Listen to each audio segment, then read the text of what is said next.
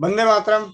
स्वस्थ समृद्ध परिवार निर्माण प्रयास के अनोखे परिवार की अनोखी चौपाल 18 फरवरी 2026 में आप सभी का स्वागत है। चौपाल की शुरुआत के लिए मंत्रोच्चारण के लिए कोमल पटेल बहन आगे आए। वंदे मातरम गायन के लिए नीतू महेश्वरी या आकांक्षा गंगस बहन जो भी उपस्थित हैं वो आगे आ जाएं। जी भैया। जो भाई बहन चश्मा लगाए चश्मा निकाल लें, आंखें बंद, पीठ गर्दन सीधी, चेहरे पे मुस्कान, अपने अपने भगवान का गुरु का ध्यान करते हुए ओम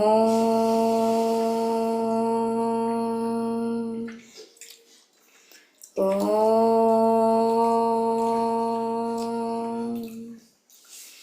ॐ अखण्डमण्डलाकारं व्याप्तयेन चराचरं तत्पदं दर्शितं येन तस्मै श्रीगुरुवे नमः।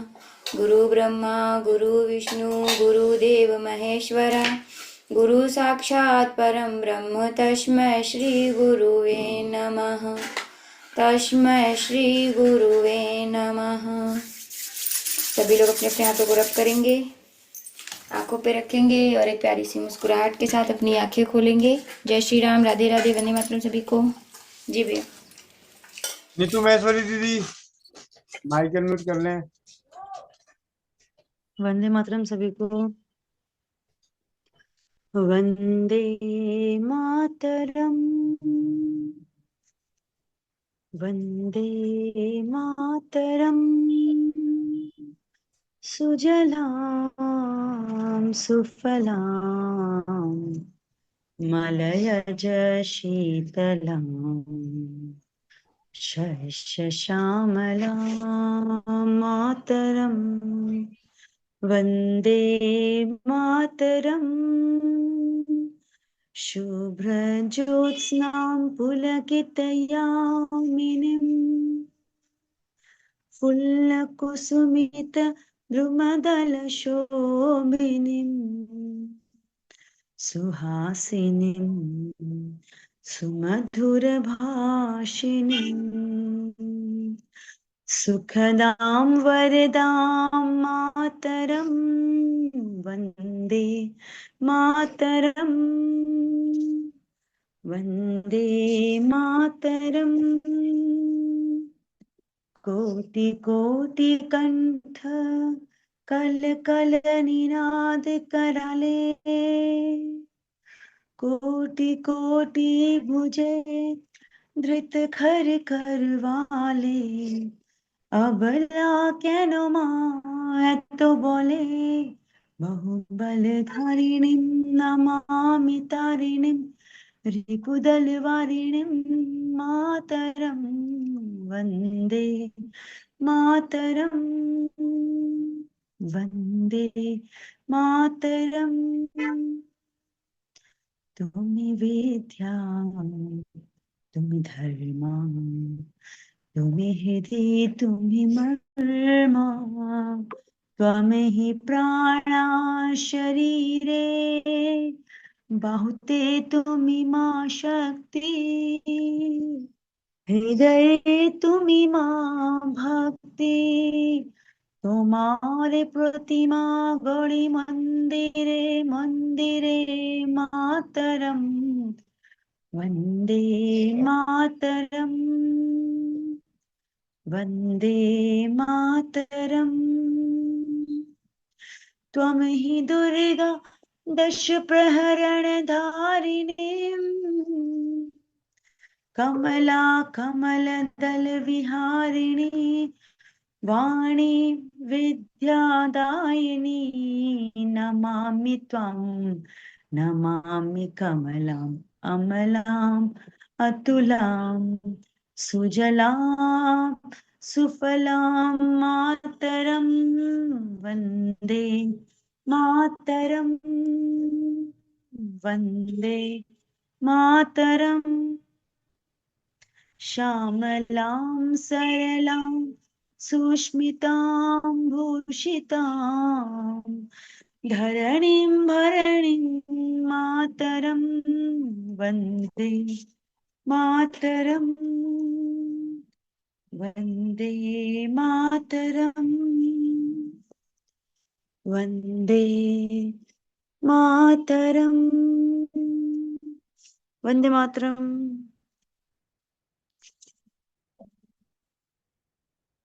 वंदे मातरम के 3 उद्घोष के लिए आप सभी तैयार रहें, अपने अपने माइक को अनम्यूट कर लें। वंदे मातरम वंदे मातरम वंदे मातरम। वंदे मातरम। वन्दे मातरम्। वंदे मातरम। वंदे मातरम। वंदे मातरम।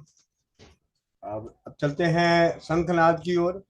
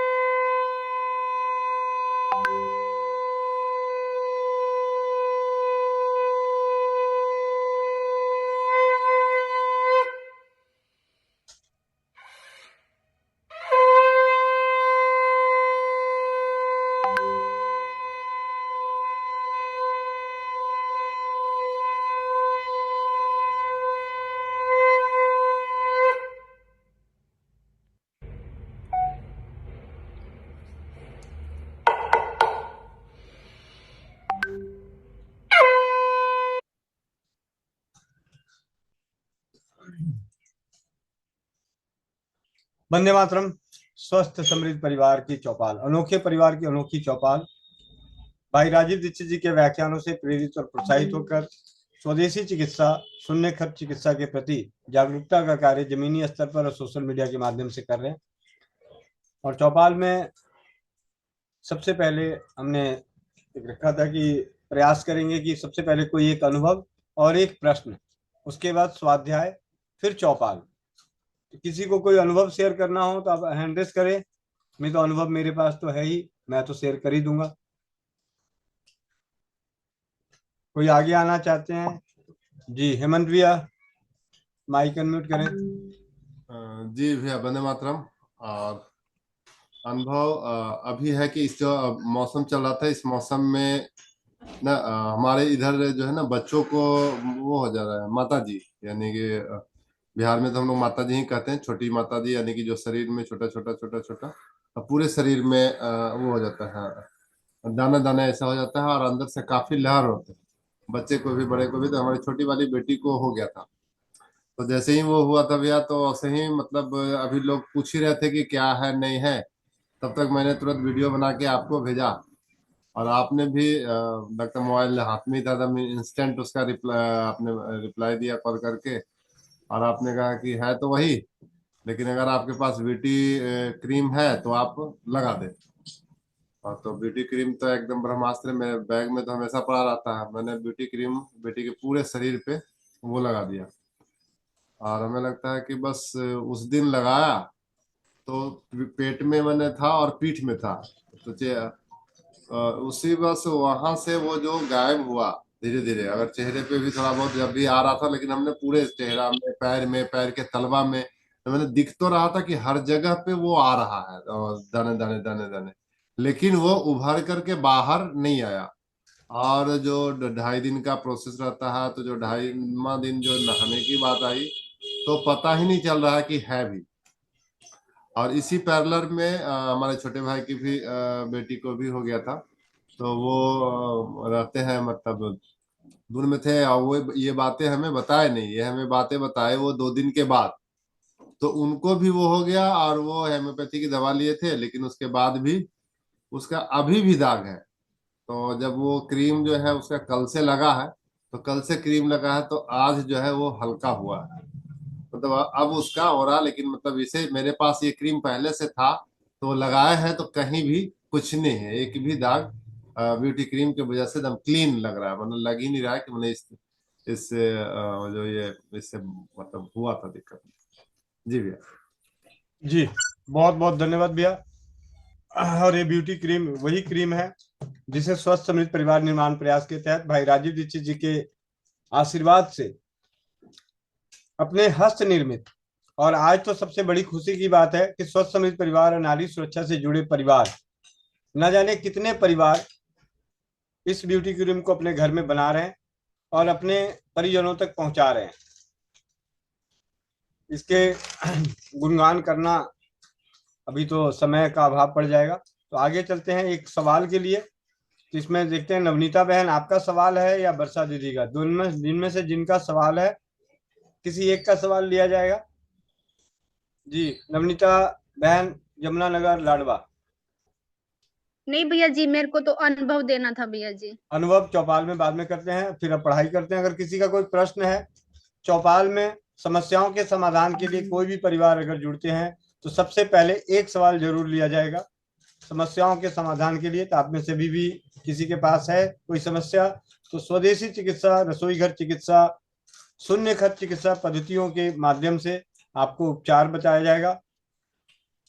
शर्त यही आपके पास यही है कि आपको अपने उन्हें अपनाकर अनुभव को चौपाल पे शेयर करना है। अगर आप अनुभव अच्छे या बुरे जो भी स्थिति रहती है उसका समय समय पे बताते रहें, जिससे कि ज्यादा से ज्यादा हम सभी परिवारों को सीखने को मिले।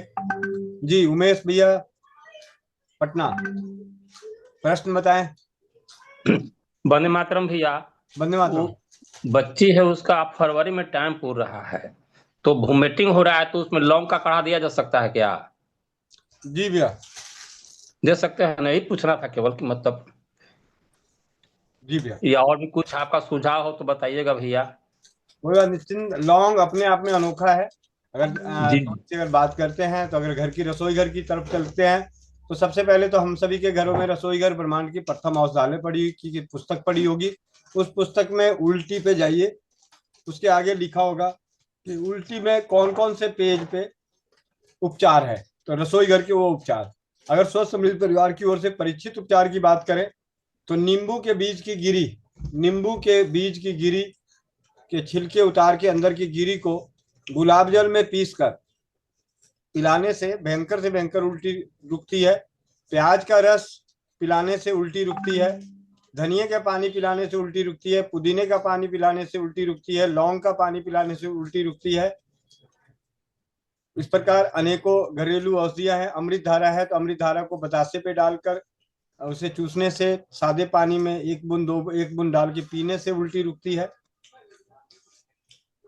जी जी भैया, जी भैया, धन्यवाद भैया। धन्यवाद। अब चलते हैं हम सभी स्वाध्याय की ओर। स्वस्थ समृद्ध परिवार का नारा स्वस्थ रहना है, समृद्ध रहना है, तो आयुर्वेद पढ़ना ही है, आयुर्वेद पढ़ना ही पड़ेगा, आयुर्वेद को समझना ही पड़ेगा, आयुर्वेद को अपनाना ही पड़ेगा। इस कथन को सत्य करने के प्रयास में हम सभी के बीच वैद्य भाई दीपक आर्य जी के सानिध्य में चरक संहिता की पाठशाला। जी दीपक भाई, आपका हार्दिक स्वागत है। रोटेशन चेंज करें मोबाइल का।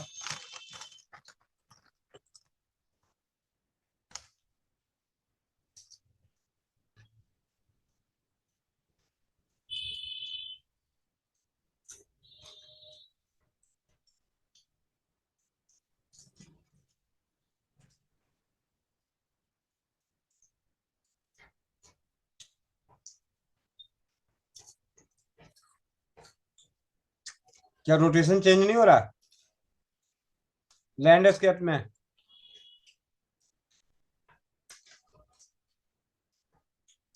माइक अनम्यूट कर लें।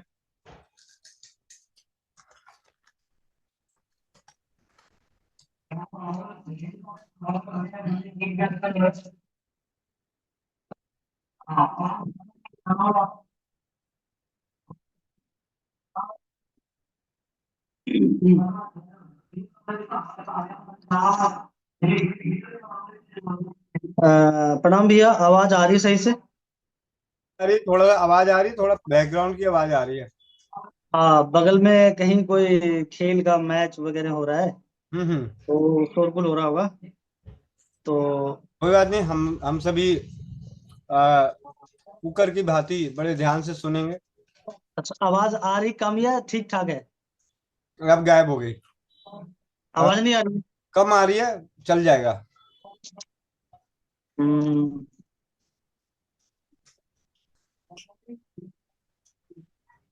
ठीक है, मैं थोड़ा जोर से बोलूंगा। जी।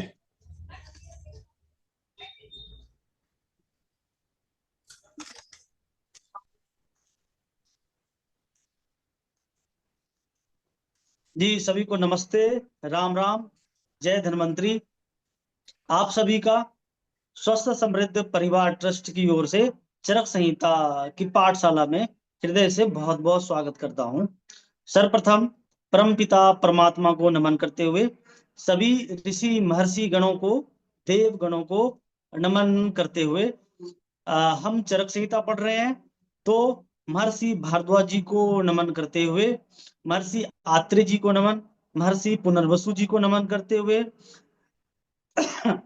महर्षि चरक जी को नमन करते हुए, अर्थात भगवान धन्वंतरी को नमन करते हुए, अपने गुरु को नमन करते हुए, भाई श्री राजीव दीक्षित जी को नमन करते हुए, और स्वदेशी चिकित्सा के महादूत अग्रज भाई श्री गोविंद शरण प्रसाद जी को नमन करते हुए आज के सत्र को हम आरंभ करते हैं। तो हम सब आज जो है, हमने पूर्व कक्षा में श्लोक संख्या 48 का हमने पठन पाठन कर लिया है। आज जो हम करेंगे श्लोक संख्या 49 मतलब 49वां श्लोक का हम पठन पाठन करेंगे। तो जो ये संदर्भ हुआ श्लोक का, चरक संहिता, सूत्र स्थान, प्रथम अध्याय, श्लोक संख्या 49। तो सबसे पहले हम श्लोक लेते हैं। श्लोक क्या है इसको हम सुनेंगे। श्लोक इस प्रकार से है, लिखे हैं चरक जी ने, लिखे हैं प्रयत्नादि कर्म चेष्टितम उच्यते। फिर से बोलता हूं मैं, लिखते हैं प्रयत्नादि कर्म चेष्टितम उच्यते। प्रयत्नादि कर्म चेष्टितम उच्यते, ये है श्लोक। इसमें मात्र इस श्लोक में 3 पद है। इन्हीं 3 पदों को समझते अभी आधे घंटे लग जाएगा। सोचिए कि ऋषियों ने, उनकी बुद्धि और प्रखरता कैसी होगी और कितना पुण्य कर्म किया होगा, तो उनको ऐसी बुद्धि, मन, आत्मा, सब कितना महान होगा उनका, जो कि एक एक पदों में इतनी व्याख्या करता है। अगर यदि आप योग दर्शन देखेंगे ना महर्षि पतंजलि का, एक एक पदों की व्याख्या कई कई दिन हो सकती है। इतनी सार भाव लिखा है श्लोकों को, इतना सटीकता है, उसकी व्याख्या करो तो क्या नहीं हो सकता। जैसे एक श्लोक है योगश्चित्त वृत्ति निरोध है, ऐसे एक श्लोक आता है योग दर्शन का। सोचिए कितना छोटा है, योगश्चित्त वृत्ति निरोध। मतलब योग कहते हैं कि जो आपके चित्त हैं, उनकी जो वृत्तियां चलती है बार बार, उनका क्या कर दो, निरोध कर दो, उनको समाप्त कर दो। तो वो क्या कहलाता है, योग का मुख्य आधार बनता है। वृत्तियों का निरोध कर देना, वृत्तियों को हटा देना, जो मन में, विचारों में, जो आपके अंदर जो चलता रहता है, पूरी एकदम बातें तरह तरह की, हर क्षण आपके मन में कुछ ना कुछ विचार चलता है। जब तक कि विचार से आप दूर नहीं होंगे, तब तक आप योगत्व को प्राप्त नहीं हो सकते। इसलिए योगी लोग क्या करते हैं, योग साधना से विचार को ही मन में जो बार बार चलते हैं, उस विचार से सबसे पहले दूर होते हैं, तभी वो पूर्णतः फिर शांत हो पाते हैं। तो इसलिए महर्षि पतंजलि ने कहा है योगश्चित्त वृत्ति निरोध। तो अगर भी कभी ग्रंथ पढ़ाते हुए अगर भी ऐसा संबंध आया कि मुझे योग का श्लोक लेना चाहिए, तो उस समय जरूर हम शामिल करेंगे। तो अभी हम लेंगे चरक जी का श्लोक, प्रयत्नादि कर्म चेष्टितम उच्यते। तो अब हम इसको पदार्थ को समझेंगे, पदों को समझेंगे और विस्तार से देखेंगे। तो पहले पद क्या है हम देख लेते हैं। जैसे पहला पद आया, इसमें देखिए तोड़ेंगे तो क्या लिया, क्या आया, प्रयत्नादि अर्थात प्रयास से, प्रयास करना, इच्छा पूर्वक क्या करना, प्रयास करना, ये प्रयत्न आदि से संबंधित है। ठीक है, इसमें आदि पद भी जुड़ा हुआ है, जैसे प्रयत्न हुआ फिर आदि भी है इसमें। तो आदि क्या हुआ, आदि यहाँ पे जो प्रयत्न आदि लग गया, इसका मतलब ये क्या क्या चीज को दिखा सकता है, ये दिखा सकता है आपके संकल्प को, संकल्प में प्रयत्न, बुद्धि, बुद्धि अच्छे करने में प्रयत्न, बुद्धि भी प्रयत्नशील में होगा, इच्छा आदि, ये सभी ग्रहण हो जाता है ये प्रयत्न आदि से, ऐसा हम समझेंगे। फिर जो आया कर्म, कर्म, तो कर्म क्रिया किसी कार्य को दर्शाएगा। चेष्टितम, चेष्टितम, इसमें देखो आया जो पद आया है अंतिम में चेष्टितम, तो चेष्टितम क्या कहता है, शरीर द्वारा किया गया कोई क्या होगा, सक्रिय प्रयत्न, कोई कार्य, ये कोई जो प्रयास किया गया वो चेष्टितम से संबंधित होगा, मतलब चेष्टा से संबंधित होगा, सामान्य भाषा में चेष्टा। और अंत में आया चेष्टितम उच्यते, तो इसमें इसीलिए साथ पढ़ते हैं तो चेष्टितम उच्यते, ये पूरा पढ़ा जाता है। तो हम तोड़ के पढ़ेंगे तो चेष्टितम जोड़ उच्यते, चेष्टितम और उच्यते, उच्यते अर्थात कहा जाता है, कहा गया ये। तो अब इस श्लोक का भाव हम क्या समझेंगे कि क्या बताया जा रहा है इस श्लोक के माध्यम से। तो कहते हैं कि जो प्रयत्न है, जो हमने प्रयत्न अनादि लिखा है, जो प्रयत्न करने की जो विधि है, जिसमें संकल्प हो सकता है, बुद्धि हो सकता है, इच्छा हो सकता है, जो भी है वो सभी क्या कहते हैं, जो है वो चेष्टा, जो प्रयत्न आदि चेष्टा हुआ वो सब क्या है, सभी को क्या कहते हैं, हम कर्म कहते हैं। जो भी हम प्रयत्न कर रहे हैं अपने शरीर से, अपने इंद्रियों से, अपने मन से, बुद्धि से, जिस तरह का हम प्रयत्न कर रहे हैं सभी क्या कहलाता है, कर्म कहलाता है। तो आपके द्वारा किया गया प्रयत्न सभी कर्म से जुड़ा हुआ है। आप सुप्रयत्न करते हैं तो आपका सुकर्म होगा, आप कुप्रयत्न करते हैं तो आपका कुकर्म होगा। तो ये सभी भाव चरक जी के इस श्लोक से निकल रहा है। ये हमने एकदम सार भाग कहा, अब हम धीरे धीरे जाएंगे विस्तार भाव में। जैसे कहते हैं, चरक जी ने लिखा है इसको और चक्रपाणी जी ने इसकी व्याख्या किया है कि चेष्टितमिति, चेष्ट चेष्ट चेष्टितमिति, ऐसे है चेष्टितमिति। तो इसका क्या मतलब लिखते हैं, इसमें कहने का मतलब है, श्लोक तो ऐसे बहुत सारा है, इसमें लिखा है जैसे प्रवृत्तिस्तु चेष्टा कार्यार्था सैव क्रिया प्रयत्न कार्य संभारंभश्च। मतलब क्या हुआ, इसका मतलब लिखते हैं कि जो प्रवृत्ति है, चेष्टा है, प्रवृत्ति मतलब किसी तरह का आप बार बार उसको व्यवहार कर रहे हो चीजों को करने का, तो प्रवृत्ति, चेष्टा, कोई कार्य, क्रिया, प्रयत्न, ठीक है, कार्य संभारंभ अर्थात प्रारंभ, आरंभ आदि, ठीक है, ये सभी क्या कहलाते हैं, सभी एक ही अर्थ में प्रयुक्त होता है, सभी कर्म के अंतर्गत ही समझ लें इसको। ठीक है, ऐसा कर रहा है, चेष्टा के अंतर्गत ही समझे, सभी चेष्टा को ही दिखाता है, ये कहने का भाव है। अब हम थोड़ा और समझने का इसको प्रयास करेंगे। तो कहते हैं कि जो प्रयत्न है, अब वही लिख रहे हैं, प्रयत्न अर्थात इच्छा, बुद्धि, संकल्प, ये सब समझेंगे। इच्छा हो सकता है, बुद्धि भाव हो सकता है, संकल्प का भाव हो सकता है, से किया गया जो कर्म है उसी को हम क्या कहते हैं, चेष्टित कहते हैं। चेष्टित जो हम पढ़ रहे हैं, जो कि चेष्टित कहते हैं, जो आगे चरक जी ने श्लोक में बताया था चेष्टित, तो चेष्टि इसी को कहते हैं। चेष्टा किसको कहेंगे, चेष्टित संस्कृत भाव, सामान्य हिंदी भाषा चेष्टा। चेष्टा अर्थात प्रयत्न के द्वारा, प्रयत्न किसी भी प्रकार का हो सकता है, इच्छा हो सकता है, बुद्धि हो सकता है, संकल्प हो सकता है, जो भी हो वो सबके द्वारा जो भी किया गया कार्य हो उसको हम चेष्टा कहते हैं। या हम इसको इस प्रकार से समझे कि जिस क्रिया को मनुष्य इच्छा से या बुद्धि से या प्रयत्न पूर्वक करता है उसे ही आयुर्वेद में क्या कहते हैं, चेष्टा या चेष्टित कर्म कहा जाता है। तो ये ध्यान रखना है, ये मत समझिएगा करे इसको पढ़ने से मैं क्या किसी को इलाज बताने मेरा क्या योगदान होगा, इसको पढ़ने से चरक जी जो बताए इससे क्या हमें, कोई रोगी हमसे दवा इलाज पूछ रहा है उसको बताने में इसका क्या महत्व है, हर चीज का महत्व है भैया। क्योंकि मानव शरीर को समझने के लिए उनके एक एक भावों को, उनके एक एक विचार तर्क को समझना आवश्यक है कि मनुष्य चेष्टा कैसा करता है। उनके चेष्टा के आधार पे उनका हम बात, पित्त, कफ, धातु, शारीरिक व्यवहार, आचरण, स्वभाव हम सब कर सकते हैं। और चेष्टा भी तो रोग का मुख्य कारण है, आरंभ का कारण है। रोग का आरंभ का कारण क्या है? चेष्टा ही तो है।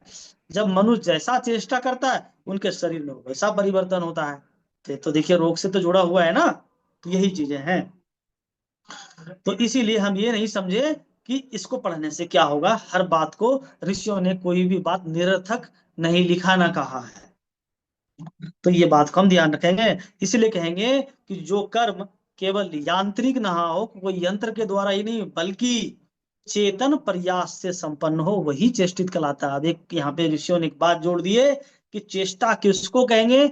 जिसमें चेतनता का प्रयास जुड़ा हुआ, चेतन का प्रयास जुड़ा, मतलब आत्मा का प्रयास जुड़ा हुआ हो, तभी उसको माना जाएगा। जहां पे जिस कर्म में आत्मा का सहभागिता है, भूमिका है, उसी को हम, उस कर्म को हम चेष्टा कहेंगे। इस बात को सूत्र रूप में अवश्य ध्यान हमें रखना चाहिए। तो अब आगे हम बढ़ते हैं। आचार्य चक्रपाणी जी कहते हैं यत्न, माफ करिएगा, चक्रपाणी जी कहते हैं यत प्रयत्न पूर्वकम क्रियते तत्चेष्टितम। अर्थात कहते हैं कि जो प्रयत्न है वो चेतना संयुक्त प्रयास है। बिना जो कोई प्रयत्न होता है, बिना चेतना का कोई प्रयत्न नहीं हो सकता, कोई क्रिया नहीं सकता। कोई क्रिया अगर दी होगा तो वहां पे चेतना की आवश्यकता है। अगर दी हम बोल रहे हैं, आप सुन रहे हैं, तो इसमें चेतना का योगदान है। कि चेतना ये कार्य कर रहा है किसके माध्यम से? इंद्रियों के माध्यम से, मन के माध्यम से, बुद्धि के माध्यम से, ठीक है। इन सब के माध्यम से ये क्या करते हैं? चेष्टा करते हैं। चेतन तत्व आत्मा, तभी ये हम क्रिया कर पा रहे हैं, या आप सुन पा रहे हैं, या हम बोल पा रहे हैं। तो वही कहते हैं उसमें चेतन तत्व का भूमिका होगी सर्वप्रथम, तभी जहां पे होगी तो उसी को हम चेष्टा कहेंगे, जहां पे चेतन तत्व की भूमिका हो। ऐसा चरक जी भी और आचार्य चक्रपाणी जी भी इसकी ऐसी ही व्याख्या कर रहे हैं। प्रयत्न का मतलब समझे कि चेतना संयुक्त प्रयास, मतलब प्रयत्न जहां हो रहा है उसमें चेतना का ही प्रयास है। इसलिए कहते हैं कि जो कर्म इच्छा अर्थात इच्छा शक्ति, बुद्धि अर्थात निर्णय शक्ति, और प्रयत्न अर्थात कार्य प्रवृत्ति, कार्य करने की व्यवहार से जो संपन्न होता है, वही वास्तविक अर्थ में चेष्टा कहलाता है। चेष्टा कराने के लिए, चेष्टा कहलाने के लिए क्या क्या चाहिए? इच्छा शक्ति, निर्णय शक्ति मतलब बुद्धि से निर्णय शक्ति होता है, और कार्य प्रवृत्ति अर्थात प्रयत्न। तो ये सब कौन कर सकता है? चेतन तत्व ही तो कर सकता है, अचेतन तत्व कहाँ से कर पाएगा? इसीलिए तभी इसको चेष्टा हम मानेंगे, उसमें इन गुणों को देखना आवश्यक है। इसीलिए हम कहेंगे कि जो स्वाभाविक या अनायास, अपने आप अगर दी कोई स्वाभाविक या अनायास अगर दी कोई क्रिया होती है, जैसे मान लिया हृदय का धड़कना, ठीक है, स्वाभाविक रूप से धड़कता रहता है, ठीक है, कभी बंद नहीं होता, तो इसको हम चेष्टा नहीं कहेंगे, चेष्टित कर्म नहीं कहेंगे। पर अप्रत्यक्ष रूप से यहाँ पे भी चेतना का योगदान है, लेकिन प्रत्यक्ष नहीं है। इसलिए यहाँ पे आचार्य जी कह रहे हैं कि स्वाभाविक या अनायास जो अपने आप निरंतर चल रहा है, तो उसमें क्या कहते हैं? उसको चेष्टित नहीं बोलेंगे। कहते हैं केवल वे कर्म जिनमें आत्मा, मन और बुद्धि इन तीनों की संलग्नता हो, जहां पे तीनों की भूमिका हो, वही कर्म को चेष्टित कर्म कहेंगे, चेष्टित कहेंगे। तो चेष्टित कर्म करने के लिए आत्मा का, मन का और बुद्धि का, तीनों का योगदान होना चाहिए। तो इस पे आप लोग और समझ सकते हैं, स्वतः और भी इस पे क्रिया हो सकता है। तो जो स्वतः कर्म होता है, ठीक है, जैसे शरीर से पसीना आना, ठीक है, हमें मूत्र मल आदि का त्याग करना आदि, सब जो है स्वतः होता रहता है समय समय पर। इसमें इसको चेष्टित कर्म नहीं कहेंगे। इसमें मन का, बुद्धि का, हमें लगता है ऐसा भाव आपको आ रहा होगा, लेकिन यहाँ पे आचार्यगण ने भी ऐसा कहा है, तो इसको हम अभी यहीं पर रखेंगे। इसको विस्तार के लिए कभी गुरुजनों के बीच है, तो इसलिए, लेकिन यहाँ पे कह रहे हैं जहाँ पे आत्मा का, मन का, बुद्धि का, तो हम आप सब पर यहाँ पे छोड़ते हैं कि कभी इस पे चर्चा किया जा सकता है कि जैसे अभी हृदय का धड़कना बोला, तो क्या इसमें आत्मा का, मन का, बुद्धि का तीनों का इसमें भूमिका है क्या? आप लोग विचार करिएगा। यहाँ पे हम प्रश्न छोड़ते हैं, आप लोग का क्या प्रश्न आता है?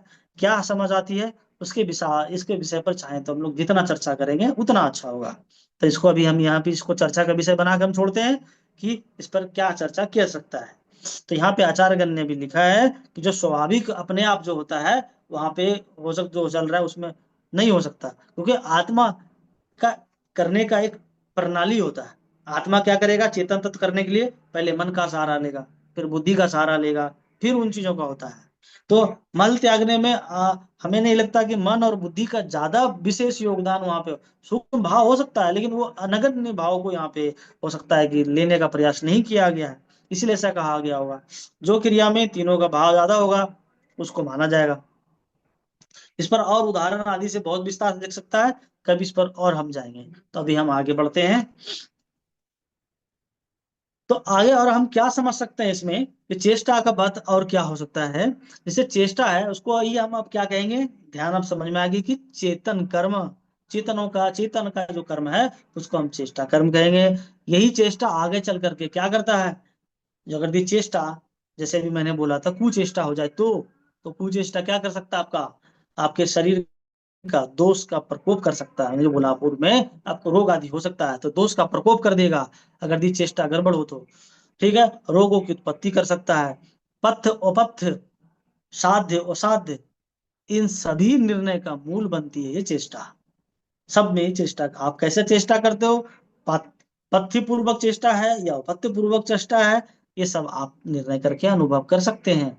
इसलिए कहते हैं आयुर्वेद में रोग का कारण केवल कोई द्रव्य नहीं होता कि भाई ये बीमारी हो गई उसको फला फला औषधि दे दिया जाए, ये यहीं तक प्रयास नहीं किया गया आयुर्वेद में। आयुर्वेद इससे कहीं आगे की बात करता है। इसलिए कहते हैं कि मनुष्य की जो चेष्टा है, आहार विहार है, मानसिक कर्म आदि है, इन सब का समावेश करना पड़ता है। उसके हिसाब से चिकित्सा का चयन किया जाता है, ऐसा आचार्यगण कह रहे हैं। तो अभी हमने एक सार भाग के रूप में इस श्लोक का परिभाषा समझा। इसमें देखिए अभी आया था मन की बात, तो मन का कार्य क्या होता है, ताकि आपको जो अभी मैंने जो उदाहरण बीच में दे रहा था उसको समझने में आपकी भूमिका होगी। तो मन बुद्धि पर बहुत चरक जी ने बहुत बता रखा है आगे अध्यायों में, तो उसमें जितना पढ़ेगा उतना समझ में आएगा। कई दिनों दिनों दिनों महीनों चल सकता है इन सब विषयों पे चर्चा, मन पे, बुद्धि पर, आत्मा पर, काल पर, जितने भी दिशा है इस सब पे बहुत दिनों वर्षों कक्षाएं हो सकती है, इतनी सारी विषय इसके अंतर्गत है। इसलिए कहते हैं कि मन का क्या कार्य है, तो जो अभी मैंने पूर्व में जो भी आपको बोल रहा था जो अपने स्वाभाविक अनायास कार्य आदि होता है, तो उसको और समझने में आपको सुविधा मिलेगी। तो हमने सार ही लिया है, ज्यादा विस्तार भाव में नहीं गया है। कि कहते हैं मन का जो कार्य है, कहते हैं इंद्रियों से, क्या कहते हैं, इंद्रियों से आए विषयों को ग्रहण करता है। इंद्रियों से आए विषयों को ग्रहण करता है। तो इंद्रियां कौन कौन है आप देख लो, इससे आधार पे आप अनुभव कर सकते हो। फिर कहते हैं इच्छा, संदेश, आकर्षण, विकर्षण आदि, ठीक है। सुख दुख का जो अनुभव होता है प्रथम ये मन में ही होता है। तो ऐसे अनुभव देखो आप शरीर में कहाँ कहाँ होता है, उसके आधार पर आप अनुभव कर सकते हो उसमें मन जुड़ रहा है या नहीं जुड़ रहा है। जहां पे मन जुड़ जाएगा, बुद्धि जुड़ जाएगा, आत्मा जुड़ जाएगा, तो उसको आप चेष्टित कर्म मान लेना, ये चीज का है। तो इसलिए मन के लिए एक सूत्र आता है, कहते हैं मनः संकल्प विकल्प आत्मकम, मनः संकल्प विकल्पात्मकम, मनः संकल्प विकल्पात्मकम। तो अर्थात कहते हैं कि मन का स्वभाव ही विकल्प करना है। मन हमेशा विकल्प ढूंढता है, अरे और बढ़िया, अरे और अच्छा, अच्छा ये ऐसा कर देते हम, अरे ये हमें ऐसा ऐसा करना चाहिए, अरे अभी कहाँ किए हैं, अभी और करना बाकी है, अरे अभी तो बहुत काम बाकी है, अरे और कुछ करना है। तो जो एकदम आप जहां देख रहे हैं आपके मन में विकल्प ही विकल्प है, वहां पे मन का योगदान है। मन आप देख सकते हैं, वो और कुछ है उसमें भूमिका सक्रियता देती है, तो मन की। अब आते हैं हम बुद्धि पर। अब आ रहे हैं हम बुद्धि पर। बुद्धि का कार्य क्या है, तो बुद्धि क्या करता है, विवेक देता है। मन आपको विवेक नहीं देता, मन आपको कहता है ये करना, ये करना, ये करना है, ऐसे करना वैसे करना, चाहे सही हो गलत हो, बस वो जा सकता है, लेकिन उसको लगाम कौन लगाता है? मन का लगाम बुद्धि लगा सकता है। ठीक है, इसीलिए मन को सही रखने के लिए आपको बुद्धि को सही रखना पड़ेगा, वरना आपका मन कहाँ तक भटक जाएगा, कहा नहीं सकता। इसीलिए गीता में भगवान श्री कृष्ण ने कहा है कि जो मन है अत्यंत चंचल है, इसको बस करना बहुत कठिन है, करना बिल्कुल संभव है, लेकिन बहुत कठिन है। कहा है कि मन बहुत चंचल है, इसलिए मन को नियंत्रण करने के लिए मनुष्य को सदैव प्रयत्न करते रहना चाहिए, तभी वह जितेंद्रिय हो सकता है, बुद्धिमान हो सकता है, योगी हो सकता है, साधक हो सकता है, एक महान विद्वान हो सकता है, एक महान क्रांतिकारी हो सकता है, सब कुछ हो सकता है। तो उसके लिए मन को आपको श्रेष्ठ और उत्तम बना के रखना पड़ेगा, क्योंकि यहां से लेके भाग को, मस्तिष्क को आयुर्वेद में उत्तम अंग कहा गया है। उत्तम अंग कि उत्तम अंग है, तो उस उत्तम अंग में को आप सही नहीं रखोगे तो आप जीवन में कैसे संकल्प को प्राप्त कर पाएंगे। इसीलिए संस्कार आदि का जो विधान हमारे शास्त्रों में कहा गया है, उस परंपरा को सदैव पालन करना चाहिए, तभी जीवन सार्थक हो सकता है। तो यहाँ पे बुद्धि के बारे में क्या कहते हैं कि जो बुद्धि का कार्य क्या है, कहते हैं कि विवेक शक्ति देता है बुद्धि, अर्थात क्या करना क्या नहीं करना, मतलब क्या सही है क्या गलत है, ये आपको कौन सिखाता है? बुद्धि। ये मन नहीं सिखाता है। मन केवल कहता है इधर चलो, अब चलना नहीं चाहिए, चलना चाहिए नहीं चलना चाहिए, ये बुद्धि करेगा। तो ये आपको अंतर स्पष्ट करिएगा कि मन और बुद्धि किसको किसको कहते हैं, क्योंकि ये इतना सूक्ष्म पदार्थ है, इतना सूक्ष्म तत्व है कि समान व्यक्ति भेद ही नहीं कर पाता ये क्रिया मन की है कि बुद्धि की है। तो ये आज यहाँ पे हम समझ पाएंगे कि उनके गुणों के आधार पर, जो बार बार हम कह रहे हैं, जो सामान्य विशेष सिद्धांत चरक जी का पढ़ रहा था, गुण का ध्यान जो रख लिया, वो अच्छे वैद्य की ओर बनने के लिए प्रयत्नरत हो गए।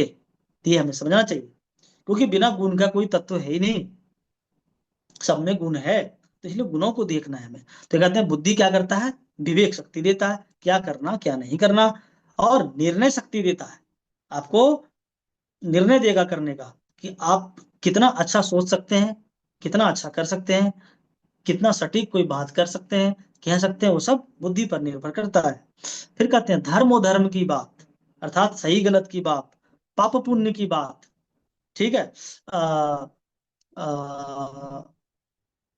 चाहे पाप पुण्य की बात हो, चाहे सत्वगुण रजगुण तमगुण गुण अवगुण की बात, पथ हो पथ की बात, ठीक है, इन सब का बोध, कर्म की दिशा का निर्धारण, ये सब कौन करता है? ये सब बुद्धि करता है। तो इसीलिए बुद्धि के लिए सूत्र कहा है आचार्यों ने कि बुद्धिर बुद्धिर बुद्धिर निश्चयात्मिका, बुद्धिर निश्चयात्मिका, बुद्धिर निश्चयात्मिका, छोटा सा शब्द है। कहते हैं कि बुद्धि का कार्य क्या है? निश्चय करना, एक जगह पे अड़ीग हो जाना। तो आप निर्णय करिए कि मन और बुद्धि आपका कैसा है, आप किस तरह से विचार करते हैं, किस तरह से समझ बनाते हैं, किस तरह के मन में सोचते हैं समझते हैं। इससे आप अपने मन बुद्धि को स्वस्थ रखने में, आरोग्य रखने में आपको अच्छी सहायता मिलेगी। इसलिए कहते हैं कि मन अनुभव करता है, मन का काम क्या है? अनुभव करना। बुद्धि का काम क्या है? निर्णय करना। और आत्मा क्या करता है? इन दोनों के साथ इन दोनों के साथ में आत्मा क्या करता है? साक्षी रूप में विद्यमान रहता है, कि ये देखता रहता है आत्मा कि मन कैसा हो रहा है, बुद्धि कैसा हो रहा है। दोनों का मालिक कौन है? तो आत्मा है, ये चेतन है। वरना चेतन के बिना ये मन और बुद्धि कर ही क्या पाएगा? दोनों को चार्ज कौन करता है? दोनों को चार्ज करने का काम करता है, मतलब दोनों को बल ऊर्जा देने का काम कौन करता है? तो आत्मा करता है, मन और बुद्धि के लिए। इसलिए कहते हैं, अब कुछ हम रोगानुसार देखते हैं। मान लिया किसी को कोई हृदय रोग है, ठीक है, और साथ में उनको क्या हो रहा है? भय हो रहा है, चिंता हो रहा है, शोक हो रहा है। तो इससे क्या पता चलाएगा आपका? अब बताइए, अभी मैंने मन और बुद्धि के बारे में बताया, मन का क्या बुद्धि होता है? शोक चिंता सबसे पहले कहाँ? दुख आदि की जो हमने बात किया था ना, सुख दुख आदि का भाव कहाँ आता है? सबसे पहले मन में आता है। तो आप क्या मानोगे? हृदय रोगी है और साथ में भय और शोक होता है बार बार, तो उसका क्या मानेंगे? मन विकृत है, बुद्धि नहीं, मन विकृत है। तो सबसे पहले केवल वो कहती है अरे मेरे को हार्ट का बीमारी डॉक्टर ने बता दिया है, मेरा धड़कन धड़कता रहता है, मेरा बीपी बढ़ता रहता है, अजीब अजीब मन लगता है, मुझे कुछ दवा बता दीजिए। तो क्या करेगा कोई? केवल हृदय रोग की दवा बता दिया, अर्जुन छाल दे दिए, या हृदयानव रस दे दिए, अर्जुनारिष्ट पिला दिए। तो वो समान रूप से थोड़ी देर के लिए आराम तो लगेगा, लेकिन क्या साथ में उनकी मन के लिए कोई औषधि दिया गया? जहाँ का जिस रोग का जो बीज है, बीज का अंकुरन है, वो मन है। मन के लिए, मन को बलवत्त करने के लिए क्या हमने कोई औषधि दिया क्या? तो हमें हृदय रोग की औषधि दीजिए, लेकिन साथ में मन को संतुलित करने के लिए, मन को अच्छा रखने के लिए, या तो उसी औषधि में अनुपान रूप में कुछ जोड़ दीजिए हृदय रोग के साथ में, ताकि मन को भी बल मिले, हृदय को भी बल मिले। बहुत सारी चीजें हो सकती है, जैसे घृत हो सकता है, अन्य कोई आसवारिष्ट हो सकता है, या कोई एकल औषधियां हो सकती है, जड़ी बूटियां हो सकता है, घरेलू औषधियां हो सकती है, जो आपको मिलता वो कर सकते हैं। इसीलिए कि रोग का बीज कहाँ है, हेतु कहाँ है, वो हम देखना है। अगर हृदय रोगी से पूछेंगे, अगर जो कहता है मैं डर भय भी लगता है, इसका मतलब है कि मन विकृत अवश्य हुआ है। मन विकृत होने के बाद ही हृदय रोग हुआ है, पहले हृदय रोग नहीं हुआ है। सबसे पहले मन विकृत हुआ, मन विकृत होने से क्या हो गया? बात दोष कुपित हो गया, बात दोष कुपित वायु वो हृदय में जाकर के हृदय को विकृत करने लगा, जिसके कारण से उनको हृदय रोग उत्पन्न हो गया, और हृदय रोग उत्पन्न होने के कारण से उनको अन्य लक्षण भय शोक आदि दिखने लगा। इसीलिए हमें हृदय रोग के साथ साथ मन की चिकित्सा, मन की औषधि देनी चाहिए। मन की औषधि के लिए साथ में हम कुछ भी दे सकते हैं, जैसे जटामासी है, ब्राह्मी है, शंखपुष्पी है। ऐसे अनगिनत गुण धर्मों को देखते हुए हम कुछ न कुछ दे सकते हैं, जिससे कि उनको अच्छा लाभ हो सके। आयुर्वेद में सारस्वतारिष्ट को बहुत अच्छा माना जाता है। स्मृति सागर रस है। ऐसे अन्य कई सारे विकल्प हैं। स्वर्ण घटित कोई औषधियां हो सकती है, जो रस भस्म पिष्टियों के आधार पर हम बोलते हैं, उसमें हम देख करके भी कुछ दे सकते हैं, जो मन को बल देने वाला काम करता हो। देसी गाय का दूध है, घी है, ये मन को बहुत जल्दी स्वस्थ करता है। जो व्यक्ति नियमित देसी गाय का दूध और घृत का सेवन करता है, उनका मन बिल्कुल स्वस्थ रहता है। जब मन स्वस्थ रहता है तो उनको हृदय रोग नहीं होता है। सोचिए कितना बड़ा षड्यंत्र हुआ था हमारे देश में, कि डॉक्टरों ने क्या किया था कि लोगों को घी खाना से ही बंद करा दिया था। तो जो घी नहीं खाएगा उसका मन तो खराब होगा ही। जब मन खराब होगा तो अन्य अन्य तरह के बात रोग हो गए, हृदय रोग हो गए, जोड़ों का दर्द होगा, बात रोग होगा, गठिया होगा, अर्थराइटिस होगा, अन्य अन्य जितने नाम ले सकते हैं, लीवर खराब होगा, किडनी का रोग होगा, बहुत सारे रोग हो सकते हैं मन से। क्योंकि उत्तम अंग खराब हो गया तो निम्न अंग क्या करेगा? निम्न अंग तो ऐसे समाप्त हो जाएगा। इसीलिए हमें उत्तम अंग की सदैव रक्षा करनी चाहिए। अब लेते हैं आगे। मान लिया आपको सिर भारी हुआ, सिर भारी भारी लग रहा है, और उसका निर्णय क्या होगा? दुर्बल हो गया, सोचने समझने की शक्ति कम हो गई। तो निर्णय क्षमता कम हो गई तो किसके लिए होता है? बुद्धि तो खराब हुई, तभी तो निर्णय क्षमता कम हो गई। तो यहाँ पर चिकित्सा किसकी करना चाहिए हमें? मन की नहीं, बुद्धि की चिकित्सा। तो स्मरण शक्ति बढ़ाने वाली, बुद्धि को उत्तम करने वाली, ठीक है, ये हमें औषधि देनी चाहिए। ऐसा नहीं कि अगर हम बुद्धि के लिए कोई औषधि देंगे तो मन पर नहीं काम करेगा, मन पे भी काम करेगा। मन पर के लिए औषधि देते हैं, कुछ ऐसे घटक होते हैं कि वो दोनों पर काम करने वाली होती है, दोनों के लिए, क्योंकि दोनों का कुछ कुछ गुण एक तुल्य भी देखने को मिलेगा, उद्देश्य एक जैसा मिलेगा, इसलिए दोनों का कार्य भी कुछ औषधियां एक जैसा भी काम करता है। लेकिन बुद्धिवर्धक कौन सी औषधि है वो हमें विशेष देखना है। मन पर ज्यादा कौन बल देता है वो देखना है, क्योंकि भेद अवश्य है, दोनों में बहुत भेद है, इसलिए भेद अनुसार ही औषधि का चयन हमें करना है। तो यहाँ पे हमें देखना है कि व्यक्ति कोई चीज के बारे में भूल जाता है, ध्यान नहीं दे पाता है, कहने का क्या कह देता है क्या, तो आप उसकी बुद्धि भ्रमित हो गई है, इसलिए हमें बुद्धि की अच्छी औषधि देना चाहिए। कोई घृत कल्प औषधियां, स्वर्ण कल्प औषधियां, ये मन को भी ठीक करता है, बुद्धि को भी ठीक करता है। इसलिए, और अगर ये दोनों साथ में विकृत हो गया, मन भी विकृत हो गया और बुद्धि भी विकृत हो गया, तो इसको ही कहते हैं हम प्रज्ञापराध। आयुर्वेद में प्रज्ञापराध बहुत बड़ा पद है, इसके बारे में बहुत बड़ी व्याख्या हो सकती है। प्रज्ञापराध अर्थात गलत आहार विहार, गलत आचरण, गलत स्वभाव, गलत मन बुद्धि वाणी आचरण, जो नाम ले सकते हैं, वो सब कर रहा हो व्यक्ति और जीवन में रोग हो गया, उसको प्रज्ञा अपराध के अंतर्गत माना जाता है। आपका जीवनचर्या खराब है, दिनचर्या खराब है, आहारचर्या खराब है, ऋतुचर्या खराब है, परिचर्या खराब है, ठीक है, रात्रिचर्या खराब है, दिनचर्या सब खराब है, तो वो सब प्रज्ञा अपराध के अंतर्गत माना जाता है। जो व्यक्ति बार बार उस गलतियों को दोहरा रहा हो, ये प्रज्ञापराध के अंतर्गत है। तो इसीलिए इन सब बातों का ध्यान रखना है। आत्मा को बारे में ध्यान रखिएगा कि आत्मा ये चेतन तत्व क्या करता है, मन और बुद्धि को दोनों को प्रकाशित करने का काम करता है। इसलिए मन और बुद्धि का दोनों क्या है, मन और बुद्धि के लिए आत्मा क्या है, प्रकाशक है। तो मन का स्वभाव चंचल और अस्थिर होता है, ये ध्यान रखना है। बुद्धि का स्वभाव क्या होता है, स्थिर होता है और निर्णायक होता है, निर्णय देने वाला होता है। इसलिए बुद्धि क्या होता है, अस्थिर। इसलिए बुद्धि को अस्थिर रखना चाहिए, अस्थिर नहीं। और मन को चंचल नहीं रखना चाहिए, चंचलता उसकी सामान्य कम रखना चाहिए। और अस्थिरता नहीं, स्थिरता देनी चाहिए। ठीक है। तो अगर बुद्धि वाला गुण मन में देंगे तो मन ठीक हो जाएगा, है ना। देखिए बुद्धि में क्या अस्थिर गुण है और मन क्या हो जाता है, अस्थिर हो जाता है। इसलिए हम कह सकते हैं इंद्रियां विकृत। जब इंद्रियां आपकी विकृत होगी फिर मन विकृत हो जाएगा, मन विकृत हो जाएगा तो बुद्धि विकृत हो जाएगा, फिर निर्णय शक्ति कम हो जाएगी, कर्म शक्ति कम हो जाएगा, चेष्टा जो करते हो आप, चेष्टित गुण आपका कम हो जाएगा आदि, ये सब विकृतियां देखने को मिलेगा। कहते हैं यदि अगर आपका मन अशांत है, मन क्या है, अशांत है, तो क्या हो जाएगा, बुद्धि आपका भ्रमित हो जाती है। और बुद्धि दुर्बल है तो क्या हो जाएगा, मन का जो आपका कार्य प्रणाली है, अनुशासन प्रणाली है, ये नहीं रह पाएगा। इसलिए मन को आचार्यों ने अनुभव का द्वार कहा है और बुद्धि को जीवन का चालक।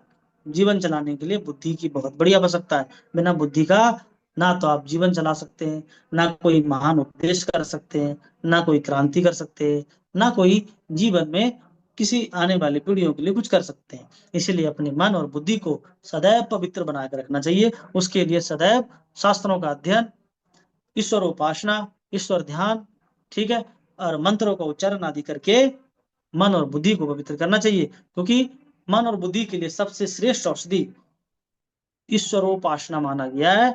कि आध्यात्मिक होना, ईश्वर उपासना को सर्वश्रेष्ठ औषधि माना गया है मन और बुद्धि के लिए। कि ईश्वर की आराधना उपासना करिए, सदैव आध्यात्मिक बनिए और आध्यात्मिक गुणों को अपने अंदर प्रबल करिए, आपका मन और बुद्धि सदैव स्वस्थ रहेगा। इसलिए कहते हैं कि रोग का मूल को केवल दोष नहीं मानना चाहिए कि बात पीत कफ ही ये रोग का मूल है, बल्कि मन आपका विकृत है वो भी रोग का मूल है। मन की चंचलता, बुद्धि की अविवेकशीलता, बुद्धि की अविवेकशीलता ज्यादा हो गई तो ये सब प्रज्ञापराध के अंतर्गत आ जाता है। तो ये सब भी क्या होते हैं, रोग का कारण है। जब ये प्रज्ञापराध होता है तभी फिर दोष विकृत होता है। तो ये आपको ध्यान रखना है, पहले दोष विकृत नहीं हो जाएगा, पहले आप प्रज्ञापराध करोगे बारंबार बारंबार, तब आपका फिर दोष विकृत होने लगेगा, फिर आगे चरम रोग का कारण होने का बढ़ता जाएगा। इसलिए केवल हमें औषधि नहीं देना चाहिए, बल्कि साथ में हमें सत्व विजय मतलब शतुगुण बढ़ाने का काम करना चाहिए। शब्दवृत्त, अच्छे अच्छे व्यवहार, आचरण, आचार, विचार हमें अपने अंदर लाना चाहिए। ठीक है, इन सब का जब हम पालन करते हैं तो हमारा चेष्टित्व गुण, चेष्टत्व गुण, चेष्टा आदि स्वस्थ होता है, मन बुद्धि आत्मा स्वस्थ होता है और हम सही जीवन में कुछ लक्ष्य को प्राप्त कर पाते हैं। तो आज का जो श्लोक था शरद जी का, ये हमने प्रथम अध्याय के अंतर्गत श्लोक संख्या 49वां हमने पठन पाठन करने का एक प्रयास किया। गुरुजनों के माध्यम से भी अवसर मिले तो अवश्य ऐसे विषयों को पढ़िए, समझिए, ताकि आपके जीवन में एक और नया प्रकाश हो सके। तो आशा करते हैं आप सबको आज का पठन पाठन अच्छा लगा होगा। अच्छा लगा हो तो यही निवेदन है, औरों को भी जोड़िए, औरों को भी बताइए, ताकि यह परिवार कितना विशाल बट वृक्ष के भांति हो सके, ताकि उस वृक्ष की छाव में हर लोग विद्या रूपी प्राण वायु, आयुर्वेद ज्ञान रूपी प्राण वायु का श्वास ग्रहण कर सके और महान उद्देश्य को प्राप्त कर सके। तो सभी को नमस्ते, राम राम, जय धन्वंतरि। बहुत बहुत धन्यवाद दीपक भाई का, और आप सभी की ओर से भाई दीपक कार्य जी के उज्जवल भविष्य की कामना करते हैं। और अब चलते हैं चौपाल की ओर। आज आप सभी को चौपाल पे स्वस्थ समृद्ध परिवार निर्माण प्रयास के तहत भाई राजीव दीक्षित जी के व्याख्यानों से प्रेरित होकर स्वदेशी की चिकित्सा के प्रति जागरूकता का कार्य करते हुए, हम सभी के भाव को देखते हुए, जिन एक दीदी हैं आर्म फोर्स से रिटायर्ड, उन्होंने स्वस्थ समृद्ध परिवार के यूट्यूब चैनल की वीडियो को देखने के बाद कुछ ही दिनों में, 2-3 दिनों में ही मिलने आई, और मिलने के दौरान उन्होंने एक जानकारी दी, और उस जानकारी में जो जानकारी है वो जानकारी आप सभी को चौपाल के माध्यम से दे रहा हूँ। अब हम सबकी जिम्मेवारी बनती है कि उस जानकारी के से अपने परिजनों को रोग मुक्त, दवा मुक्त करें।